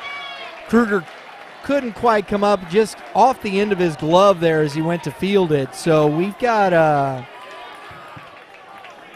E5. Budzinski reaches on the air.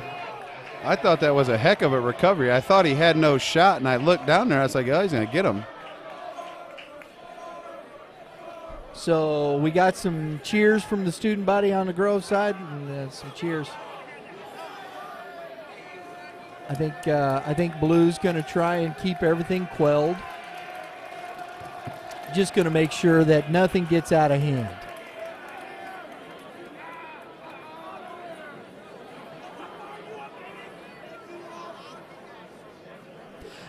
You know what? In a high school game like this, rivalry, Mitch, I know it's tough because you got student body and you want them involved. But, you know, certain things being said, and I think probably Blue heard something said that probably shouldn't have been said, and I think that's why. Because he's not really said much about it. But No. when something's been inappropriate, he's handled it. Yeah, and you know, you can ear hustle a little bit or not at all. You can still hear some of it That's right. on both sides. And he did. He addressed both sides. That's right. And that ball is in. We have the number 9 hitter, Isaiah Kuehler, who struck out his first time at bat. So we got a runner on.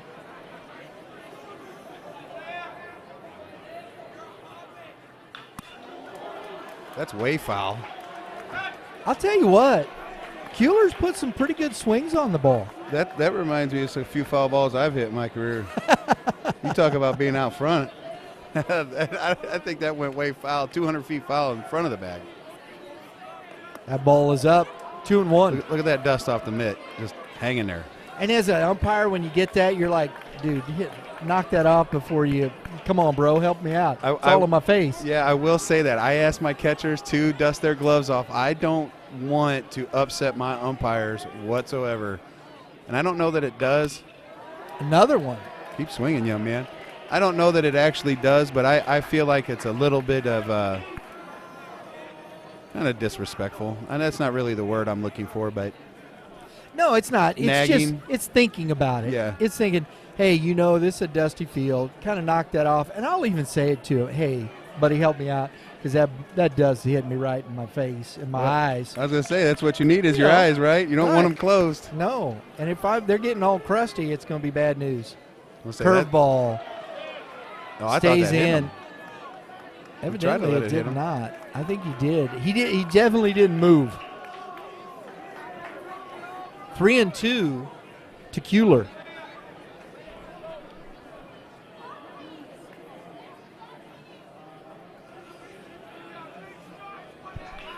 And that ball is popped help up him. foul.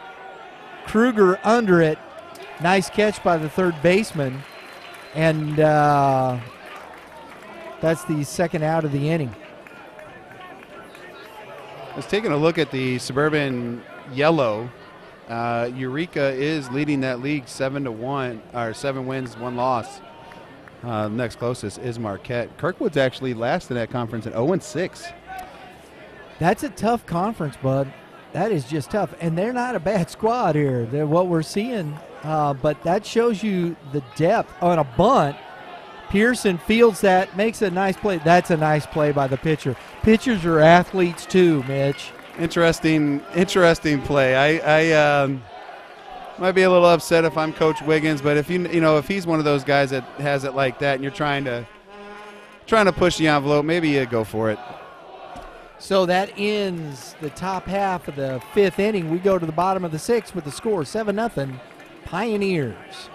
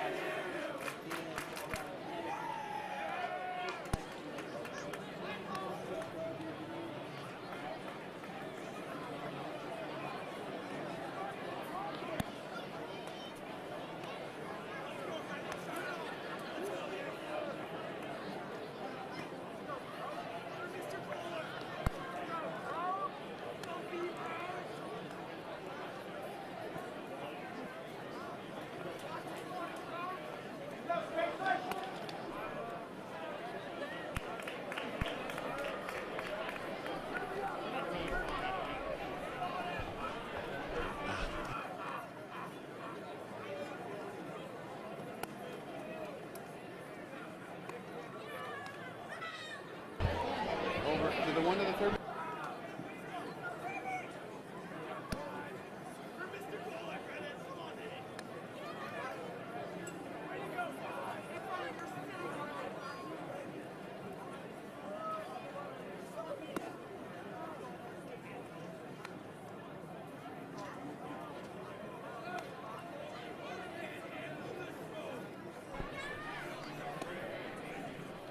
The young man behind the dish has got a seed for a cannon for an arm.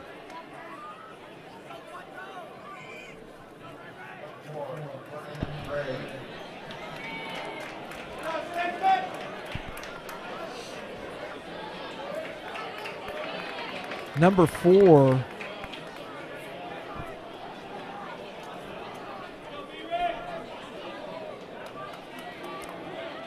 The DH, Brennan Ray, leading off for the Pioneers, takes ball 1.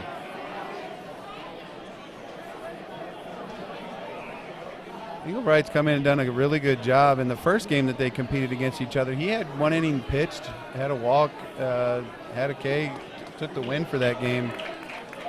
But this is his longest outing on the season so far. I was just thinking that he has earned some extra opportunities after tonight. You have to think so. Because he's throwing up some zeros, which is what they needed. Curveball misses low. And he doesn't look like he's really slowing down. It looks like he's, sometimes you get tired. He's only had 1.7 or, 1 2/3 innings on the season. I said 1.7. Oh, that's bad. Curveball, that kind of hung there for Rhea. Leadoff single for the DH brings up Miles Kruger. Now I feel like one of those guys that, when you're doing the color in the game and you just jinx a pitcher. You go out and say, he's done a really good job of getting outs. He goes out and serves a single, flattened out his pitch. Sorry, bub. I'll take that on me. My bad. Kruger steps in. Kruger was hit by a pitch and scored, and walked with the bases loaded for an RBI. Takes strike one. Thanks, buddy. He's got my back.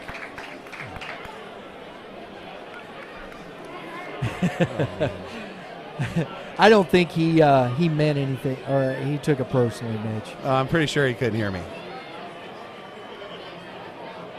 Throw over, back in safe. Nice quick tag. He's worried about the wrong things, isn't he? He better have a little more focus than that. Oh, mercy. And that is one of the fun things about having the ball game out here for these players. This is great atmosphere, good turnout, a little stadium set up, and in my opinion, I think this is the best amateur setup that we have in terms of stadium concessions in the St. Louis area. Yeah. Mitch, can you think of another one that would compete with this? Well, being able to be at the GAC Classic last week or the last, I'm not counting that because that's a professional. That was a professional. Okay, as a part, stadium. fair enough. But I think it's the rivalry that goes with this that adds to the feel. For me, it's the nostalgia, too, of being at this park. It's a park I played a lot of baseball games at and had a lot of hard feelings on, playing Ballwin and foul ball by Kruger. Manchester and Thoman Legion. This is where all of our districts were played and zones, and I absolutely love this park. I love coming to visit this park. So for me, there's 100, 250 people here, easy? Maybe more? I would say we're approaching 350, 400. Yeah. It's got me excited. You got people up above there, Mitch. And I didn't look back there. Swing and a miss by Kruger. Goes down on strikes. First out. High cheese, guys. I also, to add to that, Kevin, it's night games, and you don't get a chance to play night games too often in high school. Some teams might go several years without playing a night game. And I think, I love playing at night. Guys, this is a big at-bat here for Engelbrecht because you got Tyler Macon on deck. This is an out you need with Patrick Fortune if you're the pitcher. Well, he's the only one to get him out so far. And Fortune isn't your prototypical 9-hole hitter. Kirkwood's hiding out a 370-plus hitter down in the 9-hole. So exactly. This isn't a freebie. Little protection for your big-time bat at the top. Get a base runner. It's Tony La Russa style managing there. That's what I felt like. Your pitcher hitting eighth. You remember when he was do that, and you look at that in this situation. Really, he's like the 4-hitter in this inning right now. So, the only time he really leads off is the first at bat of the game. Yep. 1-1. So this is a tough spot for Engelbrecht. We're going to see what he's got. This is going to be some high leverage pitches with a runner on. He needs a big double play right here. Ooh, nice change, strike. 1-2 to Fortune. It's a gutsy pitch. If it's high, you got to let it fly. I'd have been out of my shoes. A check swing. Second baseman, he takes the short one, and he gets him at second base. It's a nice play. It is. I was almost like, ooh, I don't know, but he got it. So yeah, the angle and everything that he had to flip that over there, I thought that's a lot tougher than what you might see on TV. So the second out is recorded at second base. We got Fortune at first, and here's Tyler Macon. Big at bat here, Mitch, for Engelbrecht. And he needed that out. That's what we were talking about here. Curveball, strike one. It's a good take. Yeah. He's right probably off going to that. see several of those. So if I'm him, I'm probably sitting curveball. If he flips me a fastball here and it's a strike, so be it, leave it. Fastball off the plate, 1-1. I just feel like his last couple of bats, he's seen a high percentage of off speed. And I probably sit on that right now, just kind of cheat a little bit. Hopefully, guess right. Heater. Oh. Macon knows that was a pitch he could just got under it. See, I'm like 10 for 50. I'm like I'm hitting like Nolan Arenado is right now. Think I know what I'm talking about, and then I don't. But this is what I love. The coaches know they've played each other already this year. They know what they're doing here. Oh, I like it. Curveball, and Fortune No throw. has the base stolen. I still like to see him throw it. Maybe he didn't have a grip on it, but So a stolen base, runner at second, 2-2, 2 outs. Engelbrecht, the pitch, curveball, spoiled. That's a good spoil by Macon right there, Mitch. yeah, now I know I can spoil him, so I'm probably back to the heater again. But, we talked about this earlier in situations where you might want to run, and they didn't run, and they did this time. If you notice that, it was a 1-2 count, and they took off running. Have your leadoff hitter up, already has a tremendous amount of pop, high 400s, OBP is phenomenal, and you like the aggressiveness there. Absolutely. Fastball, a slow grounder to the shortstop, and no play for the shortstop as Macon runs well and gets down the line. So we got an infield single, but we're just kind of back, first and second. 2 outs, no real damage there. None, and that's a big pitch to obviously get him to hit a weak ground ball. Unfortunate that it's hitting a location that has eyeballs. But that could have been a big importance for that runner getting at second base. Had that squeak through, he could have got there. I'd like to see the third baseman get after that baseball there, though. Cut that instead off. of get off. Yeah, instead of give up on it. Engelbrecht looks in. Number 2 in the lineup here is Drew Baugus, the center fielder. He's 1 for 3 today. Flied out to center, lined out to the third baseman, and singled and stole a base and scored in that big second inning for Kirkwood.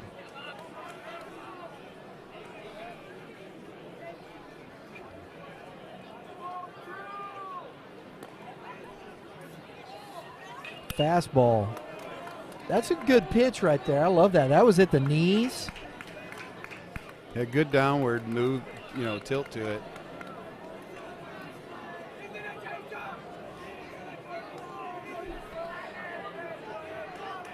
1-1 to Baugus.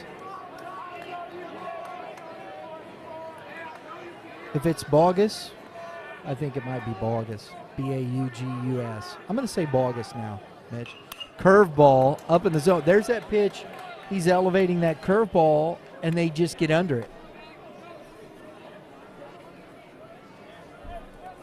It's different. I don't know what's different about it, but you're getting away with curveballs up in the zone. Used to be a pitch you could not get away with.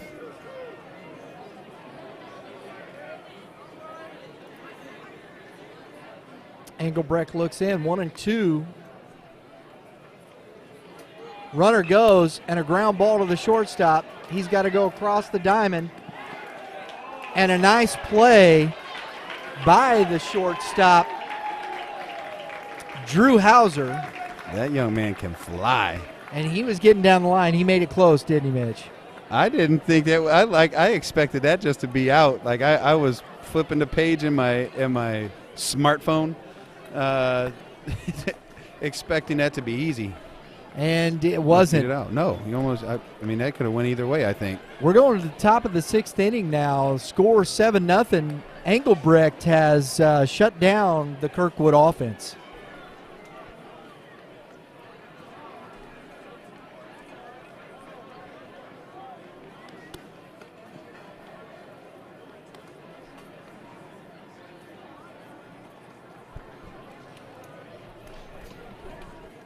Folks, we're coming back here full circle. We're going into the 6th inning.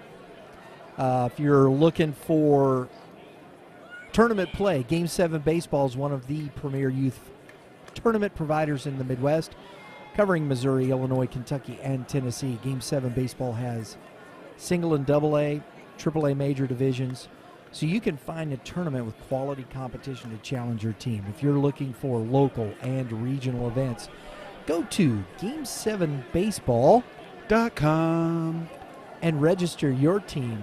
Get signed up for these great events and venues today. I'm looking forward to Cinco de Mayo because we always get Penning out there speaking Spanish. Really? Yeah. Senor Pedro. Oh, dude. Yeah, dude, Pedro. You know, it's been fun because he puts on this big old fake stash, puts on this deal and a sombrero. It's hilarious. It's fun to watch when he gives out the trophies. All right, Pearson, we got William Zara leading off. Guys, this kind of has to be an inning. They need to scratch some runs here. I think at this point for me, I just want this young man to send it.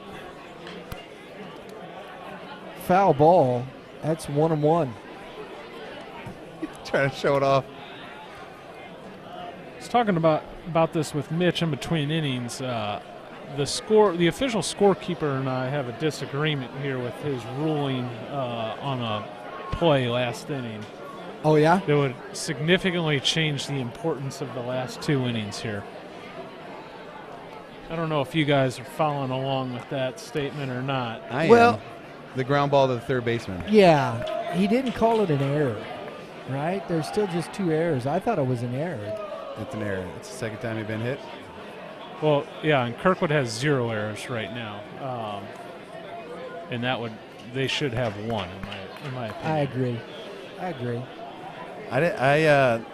It's something you don't talk about. It just dawned on me. Yeah. I actually did not pay attention to that. Ball 4 to Zara. Buddy, not this late in the game, young man. Oh, you're pitching a gem. Take it easy, bro.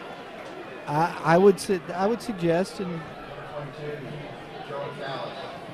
I understand, maybe a little frustration. You want to pitch, but you're up 7-0, and you've been pitching well. Blue's been, I think, pretty consistent overall. Maybe a few here or there.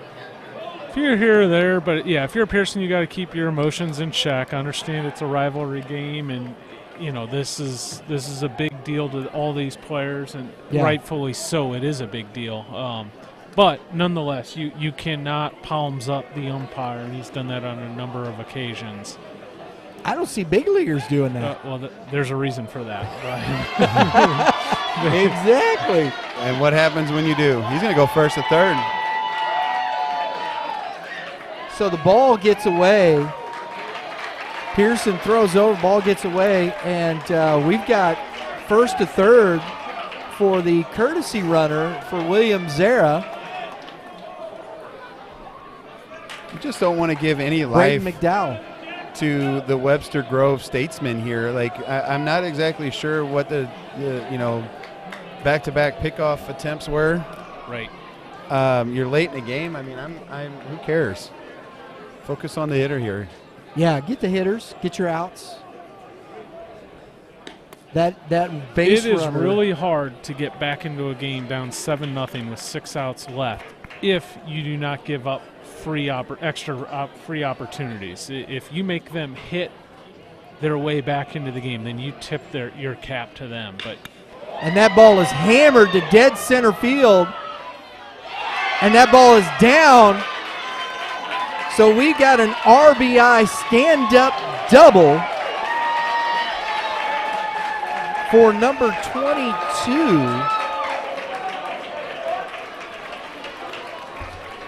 Evan Mager, who was, Joe Callis. Joe Callis, the center fielder. He jacked that ball, guys.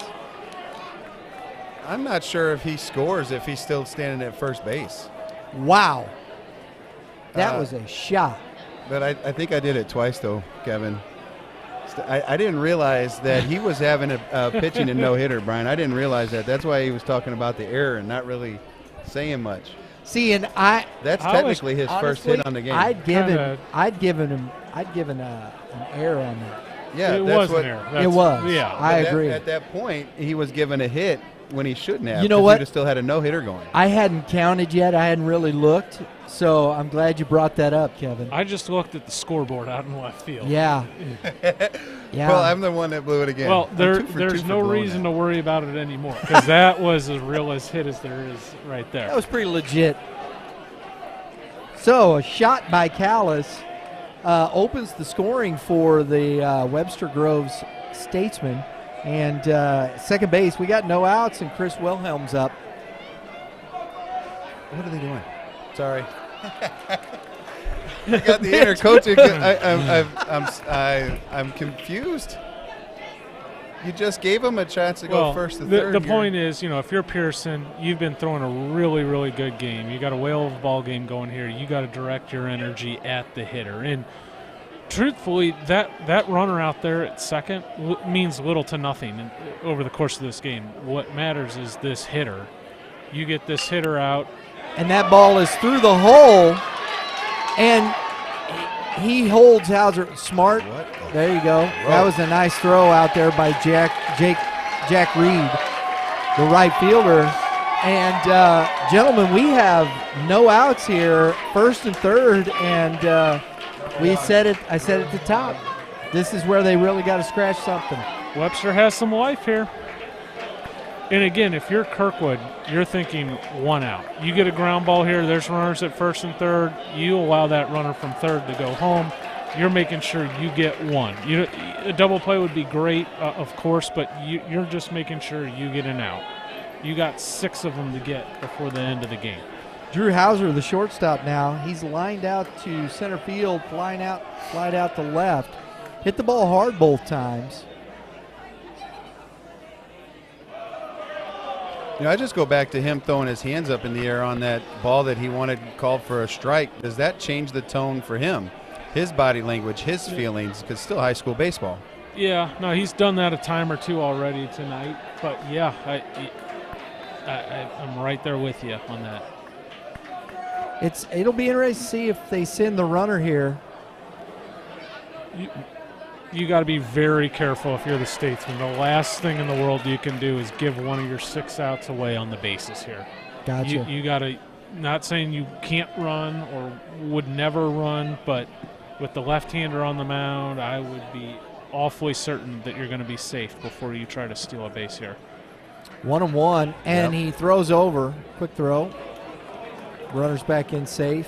It's just how we were talking about how Kirkwood, if they would have got back picked in that 6-run inning, same principles apply here for Webster, except for maybe even more magnified. It's always tough in this situation, too, when you're chasing crooked numbers to want to even send your runner, like you said. And there it is, base hit through the hole at second base. And another run scored. So an RBI single for Hauser. So Webster hasn't, Kirkwood's had all the momentum and quite honestly had all the breaks through the whole game, and now Webster has found some holes here, and now Kirkwood, we'll see if they can deal with a little bit of pressure.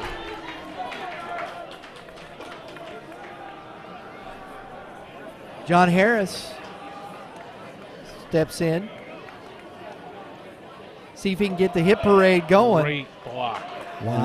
And they can't go out and talk to him. There you go, send the catcher out. Did a phenomenal job. That could have easily gotten away, and we could have had second and third. He could have scored on this backstop. That's a good visit by the catcher there to kind of slow him down, because the coach already went out. And I can't see if anybody's throwing over there for Kirkwood. I don't know if they have a pin on that side, do they? They do. Yeah, it's right. We're blocked a little bit from it, guys, from what we can see. 7-2, and that ball is in the dirt and up, straight up and back. Nice hustle by the catcher. That was just, what are you going to do with that?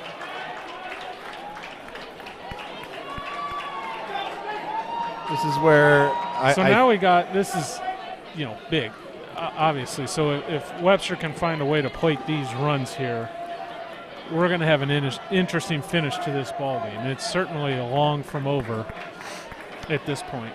You said it earlier. They got to score 4 at some point in an inning, and base hit might do that. Yep. And there's still no outs. And Pearson's really struggling now.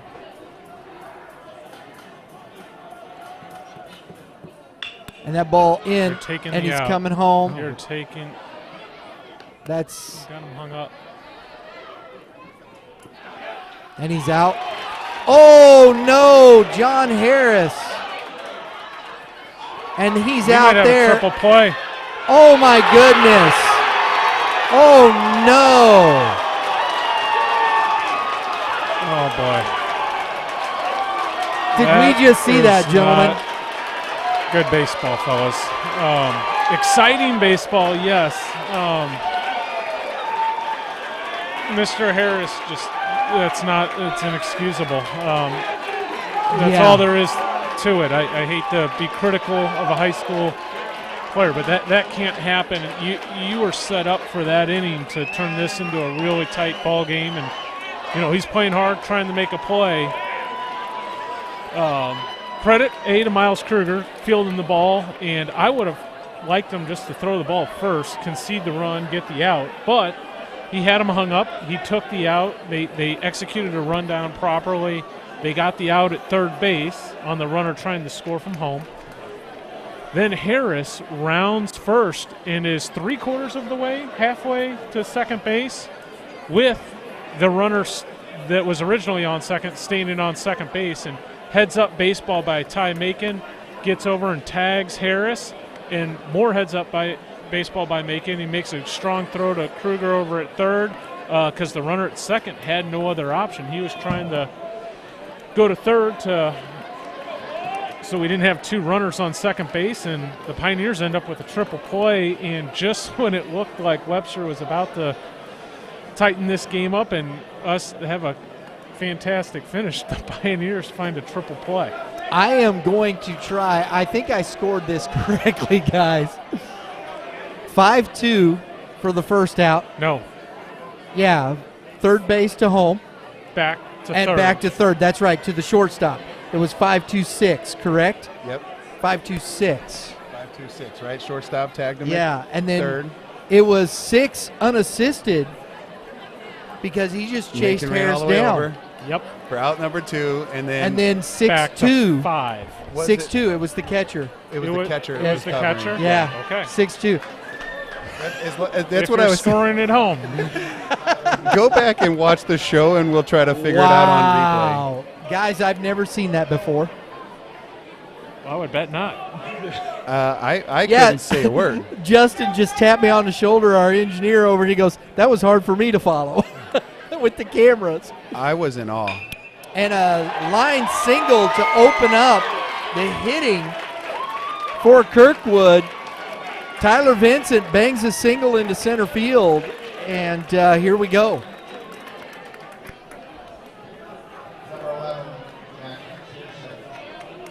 So we're bottom 6th inning. Man. Pearson now steps in. Oh, wow, gentlemen. The stands, it was loud in here, guys. You got a lot of heads down, too. And I Coach Wiggins is over there really trying to get his guys to stay focused in this game. But you can definitely see some shoulders. That's a tough spot for Coach Wiggins because I'm sure no one's more upset than he is, and he's got to rally his troops, and the game's not over. No, it's not. No. A big, healthy hack by Pearson. That was a lot. I am still trying to digest. Yeah, I with how far my jaw was dropped. I think I could fit the microphone in my mouth. And that ball is popped up. Shallow tough left play. Field, tough play, and Hauser makes a nice play on that. That was a heck of a play by the shortstop. Both middle infielders for Kirkwood and for the Statesmen are pretty darn good. Yes. Yeah. Well, and let's go back to it. Here's the shortstop Macon runs clean across the field and gets Harris. That's 110 feet he took off running after him. Oh, my gosh. Easy. I mean, it's from home to second, so 128 feet? Yeah. 0.4? Now Macon's he can run. He's a big time piece of that Kirkwood football team. Is a wide receiver in defensive back. He's an athlete. He's an athlete. That'll be fun with the highlights. We'll put our highlight package together. Another curveball. Oh. I'm going to go with not the quite sure. player of the game is whoever got that scoring right. No. I'm kidding. No. I'm kidding. Well, we're talking POGs. We got some guys. Here's Blue doing a nice job. I think the Blues doing a nice job keeping things under control. Now, see, here's what I don't disagree, but we're talking about fans. The umpire should be concerned about the players. That's the AD over there, I think. Yep. Booted him out. That's Nestlage over there. Yep. Exactly. And Great let him take care of those type of things. And umpire worry about balls and strikes and outs. And I understand you got to control the crowd and all that, but get the help. Yeah, let the ADs do their jobs and you do your jobs. And that's why you have ADs on site to keep these types of things in place. Yep. And they Some do. admin, right? There's always an admin. It's always good to have on site. Now he's sitting with the student body over there. Yeah. 1-2. Oh, good take. That's a tough pitch to spit on right there, Mitch. You'd be swinging. I would already hit the one I swung at. Oh, I didn't strike mercy. out a lot. I just didn't always have a good swing. I'd stick my butt out and try to keep everything fair. I didn't know fouling off pitches was an art until I got a little bit older and I got to college and they said, hey, instead of doing this, why don't you try to foul that ball off to give yourself another chance? I didn't know that was a real thing. Then I started striking out a little bit more. I struck out only 5 times in my high school career. That ball's fouled straight back. That must be so. Is that a record? No, actually, we had a young man, Micah Hopkins, that was at Rittner that had, in his career, had 3 strikeouts in his career. He also was the one that broke my average record there. Is that right? Yeah, just 3 years after I set it. I had Lonnie Macklin at my school. And that ball is going to get out of play. Help him. He saw how that hill had been played earlier, and he was ready for it. No tripping. No hill monster over there. He made it up that hill. Give that foul ball a look. Your boys, how'd they do against Pattonville the other night? Rittner. No? Nope. The first orange and black I've seen this year is Webster Groves. That's ball 4. They're struggling over there.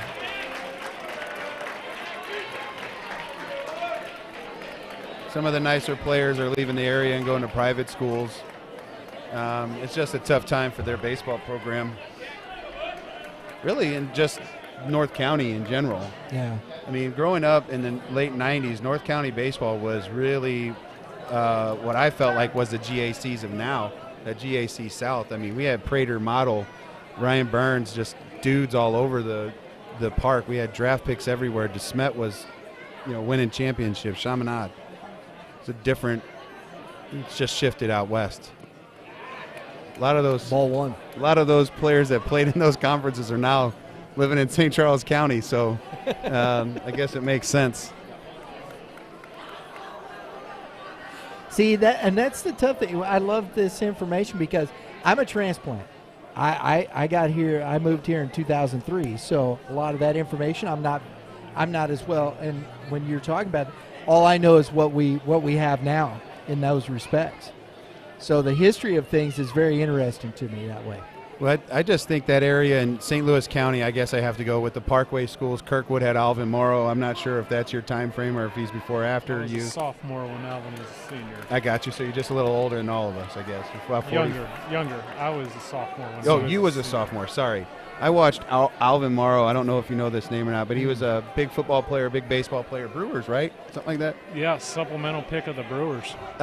He parked one at Kirkwood and put it on the school. at Kirkwood. Ball 3. He hit I went around to play a lot of baseball after he's hit balls further than I've seen anyone hit balls. It was unbelievable power display. Alvin set the state home run record his senior year, and then went on, played for the Brewers. He was so talented that when he got released finally and was done playing baseball, the Cleveland Browns signed him to the practice squad. No, he never ended up playing in the NFL, but he was signed to play professionally by the Browns. Wow. Without having played college football. That's amazing. And a shot past the diving first baseman. And Coach, he was heading to Florida State to play for Bobby Bowden. wow. He was going to do baseball and football. Coach Weissman holds up Vincent there at third base. We got one out, gentlemen, and the base load. Now, guys, after that triple play, I mean, Webster Groves was getting some momentum, and here we are. That big play, and now we're one out. We got bases loaded here. It's kind of how baseball works, isn't it? It is. You love to hate it. Hate to love it. Jack Reed singles. He's one pitch out of this, though. He gets a ground ball. They could twist it. And there it is. The ground ball. Harris safe at first. The run scores. John Harris didn't make a bad turn. That ball was not hit very hard to the second baseman. I thought that was a nice turn. I'll be honest with you. I thought that Webster Groves probably should have been in on the infield versus playing that. Oh, that was just a tough one. He didn't. It was tough. Did not hit it hard enough to turn too. They certainly did nothing wrong on the turn. That was well executed. The turn was great. Yeah, Ray got down the line well, right? Yeah, exactly. To your point, you would have liked them to be in there, cut down that run. That's certainly a tough call. They just try to think about things like where you're at in the lineup, and just different little details like that. You got a guy that's got weak contact, a 250 hitter. You don't expect him to barrel the ball to second base. Right. But you didn't. Obviously why they were able to beat that out at first base. But again, that's part of the gamesmanship of being a coach. It's damned if you do, damned if you don't. Not sure if I can say that. Can I say that? You already did. So there's no dump button. 1-1. one ball, no strikes. No, there isn't. It is a heck of a lot easier to coach from here, though, isn't it? Oh, man. Let me tell you, I see the game completely different than I'm on this side of the screen and have so much more fun because I don't get yelled at. I don't have parents question me after the game why I made a certain decision. I'd much rather be on this side. 2-0. Yeah, because, Coach Wiggins, I think these for your team, and it's tough. Nobody likes to lose and whatnot, but these are great coaching moments, right? Great coaching opportunities. How do you learn from these things and moving forward? Because the Statesmen are a Class 5 school. I believe Kirkwood's 6, correct? They're Class 6? Yes. So, they're playing a little bigger school. I think the Statesmen they're going to get in their districts. They've played a lot of Class 6 schools. Are having a good year. Yes. Coach Wiggins has done a remarkable job with Webster, and they are moving in the right direction. That is for sure. And I think tonight might be a little bit of an anomaly from how their season has typically been for them. They're winning good baseball games, and they're doing good things. And tonight it just hadn't gone their way. So, it's just one of those nights. And as he's getting Kevin, we talk about this all the time, building a program and a pitch, that ball is outside. We talk about this all the time. I think Coach Wiggins is working to build the program. He's going out and playing top competition at Class 6. They're working that. And so you may run into things like this, correct? Yeah, absolutely. They had a big win earlier in the week. That ball's away from Zara, and the run scores, and a throw, and he's out. See that arm at there, third. Mitch. Yeah. That's a big-time arm from the backstop, throwing the runner out, trying to go first to third. Nobody on defense said home plate. A single word to that young man when he just looked up, kind of hesitated, and still pumped it. I'm impressed with that young man. Obviously, as a former catcher, I got a soft spot in my heart. That is a hose, ladies and gentlemen. With that being said, the run does count there, Yes, so it that does. should extend the lead to 9-2 for Kirkwood. I don't love them running into and out there, but Well, they didn't run into 3. They No, they didn't. that is true. And we got a new pitcher on the mound here, guys. Number 13 for Kirkwood. Let's see here who we've got. Number 13 is Aiden Dennis. He's pitched in 6 games, started 5. He's got a 4.85 ERA, 12 earned run total. Looks like he's kind of been unlucky here. He's 29 runs, but only 12 earned runs, guys. And that's kind of one of those things that's a little deceiving. He seems like he's probably pitched well, but he's 0-5 on the season. Yeah, and watching him warm up, he's got a nice little movement to his heater on arm side, and that might lead to some of the mishits, the tough plays on defense because of where the balls might be hit or stuff like that. And I look at things like that because he's got such good run on his heater. Guys, top of 7th inning here. Kirkwood, POGs. Are we talking Macon or Pearson? Boy, that's a tough call. Or is it both dudes? And I'm just thinking here I want to retract my last statement about making that last out at third. There's probably one catcher in the area that makes that throw, and the runner on first hasn't seen him before like that. So, that's just at a higher level of baseball, you wouldn't see that, but he hasn't seen a catcher make that throw yet. So that's just a tip your cap and move on. And a swing and a miss by Kropp. Macon, for me, I just think he set the tone with that big hit, and then that RBI. He's played good defense. I agree. I think he's been a motivator inside that dugout. And a ground ball to the third baseman. Kruger comes up, makes a strong throw. And a huge part of that triple play. That pretty much ended the ball game. Yeah, for all intents and purposes. So he started the game and ended it, if you think about it. Yep. Agreed. So I agree. I think Tyler Macon. I love what Engelbrecht did coming in for the Statesmen. If it stays the same, I really do. Be hard not to give it to him. Right. Yeah. He's pitched his tail off. Yeah, I agree. I just think about the 1 2/3 inning coming into this game, and then he comes in the second inning or bottom of the second inning, and then finishes this game out. I thought it's been relatively impressive. Absolutely. Oh, and a swing and a miss, strike 1. This young man's got a nice little sink to his heater. Dennis trying to finish off this game, coming in 9-2. Kirkwood looking to finish this win. That ball is a strike on the outer half. Can't give up on that. He's got that kind of movement. You got to hit the movement. You can't hit it where you last saw it. Absolutely. Watching Kirkwood play today, I'm a little shocked at their record. Balls because in the dirt. They got a really good defense, and they're they're fast, and they got enough guys that can do it and competitive arms. But that conference is maybe just that tough. Oh, absolutely. They're 0-6. Swing and a miss for the strikeout. That's the nice thing about a night like tonight. This is a huge game for both teams, and Kirkwood hadn't had a great season, to be honest. I'm obviously pro Kirkwood, and I can call that out like I see.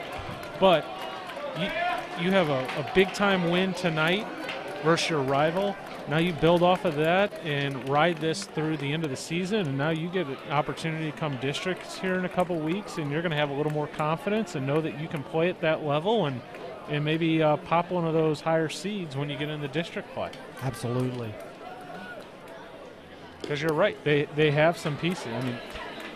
Ty Macon, you give him a chance. Pearson, the way he threw the ball tonight, you take your chances. Isaiah Kuehler, the last hope. He was trying to keep the Statesmen alive here. And if you're Coach Wiggins, you guys are having a nice season. Yes. You certainly hit on the coaching moments from this game during practice, but you're not going to let this ruin your season, and you're going to keep on continuing having, a good season. I brought this up. They beat Ladue and Will Moore, the right-hander, going to Purdue earlier this week. So these guys have been playing good baseball. I think that home run by Macon set the tone, and Kirkwood didn't look back.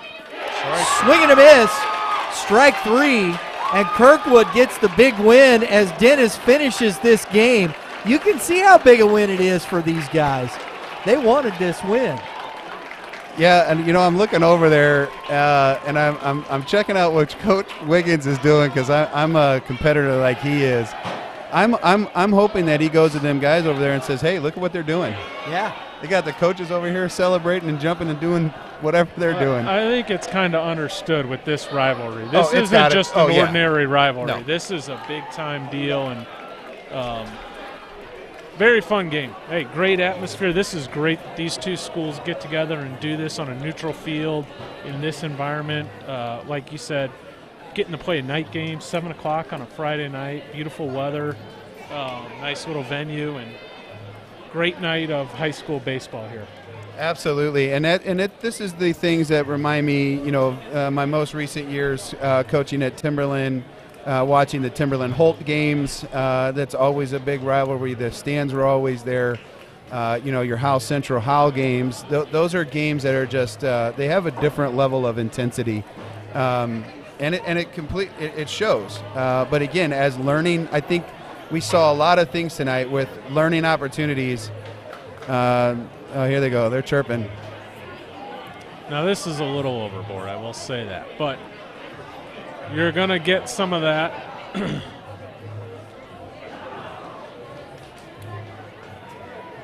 In these type of rivalry games, obviously. As now the teams have separated. Well, heck, I hope they play again. I want to do it. I know that there's a lot going on here, but as a fan of the sport, I mean, there's a reason why Cubs fans and Cardinals fans don't get along. It's okay. I think it's good for baseball. I think Coach Wiggins has a learning opportunity. I hope Kirkwood does the same because in my eyes, I think that gives me a little motivation too to turn the page because you do have to.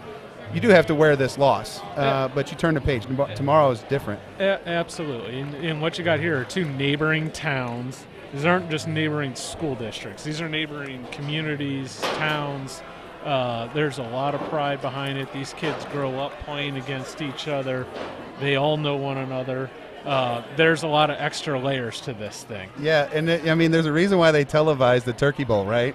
The Turkey Day game. Or Turkey Day game, whatever it's called.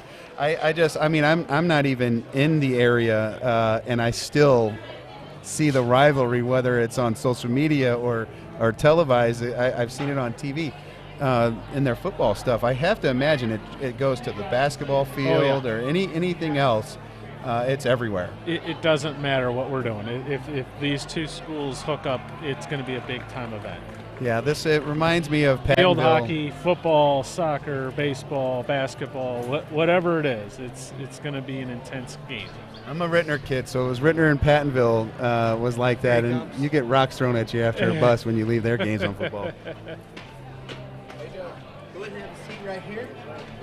Put those headphones on. Microphone is on, and these gentlemen are going to ask you some questions. You are? No. He's the one that does all the questions. Go ahead, Kevin. Tyler. Can you hear him? Oh, You got me? What's up? Yep, I got you. Great work tonight. All right, so take us through the first at bat. You're channeled your inner Ricky Henderson right there to lead off a game with the homer. Yep, and pre-game I was just sitting fastball, and then I was thinking they always throw the first pitch fastball, so I was just sitting it and trying not to be late. I'll tell you what, that put a jolt of energy through this whole place. The fans, your teammates got fired up, the fans fired up. That was an exciting way to start. I thought arguably just as cool was the triple play. which you had a huge hand in. Take us through that play, because that was a scary moment in the game for you guys. That Webster's on the verge of jumping right back into this thing, and you guys managed to turn a triple play. Yeah, they started to get a lot of momentum, and then Miles made a great play, cut him off at home. So then I tried to get him in the rundown at third, tagged him out, and then when I look up, the runner just kept going. So I wanted to get him in another rundown, ended up tagging him out, and I look up again, and he's going again to third base. So I just played ball and just third base, and it worked out. It was a heads-up play, and I brought it up on the broadcast. You channeled a little bit of your football playing there, because you're running all over the field. It's like a punt return. You're sideline to sideline right there. Yes, sir. So we know you're heading to University of Memphis. Play for another Kirkwood grad, Coach Carrick Jackson there. We're excited to follow your career as you head on to Memphis, and congratulations on a big W, and good luck the rest of the year, Tyler. Yes, sir. Thank you. Appreciate it. Good job, bud. Yeah.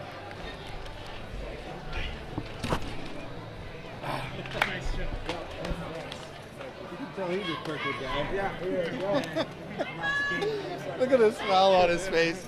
So I'm guessing I get the Webster girls gig. Well, hopefully.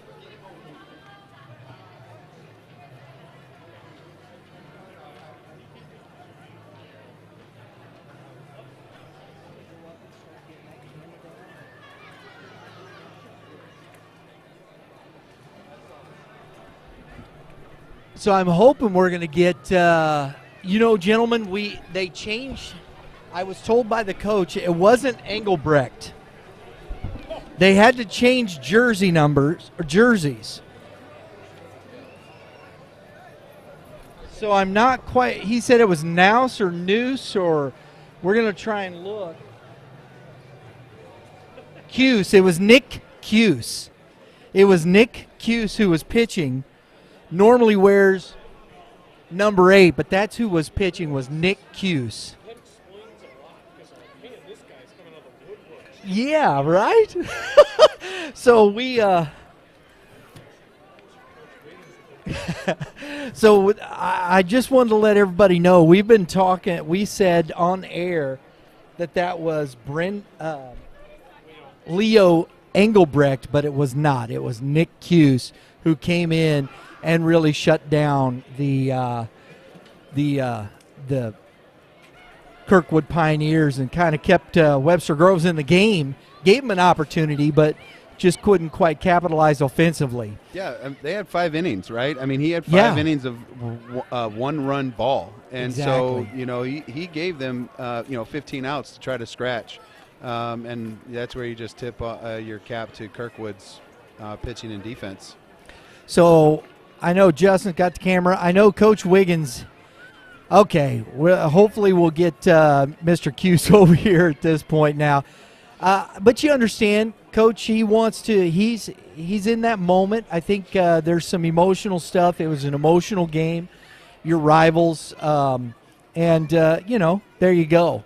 And Mr. Macon, I'm looking forward. You know, it was funny. I went out to the coach. I said, "Hey, can we speak?" And I do this because I think I love this part of it. I go, "Can we speak with Mr. Macon? He's our player of the game." And they looked at me and go, "Mr. Macon?" I'm like, "Well, yeah." I think it's nice. These young men, they're out here. I don't know them, but shows a little respect and some things that way.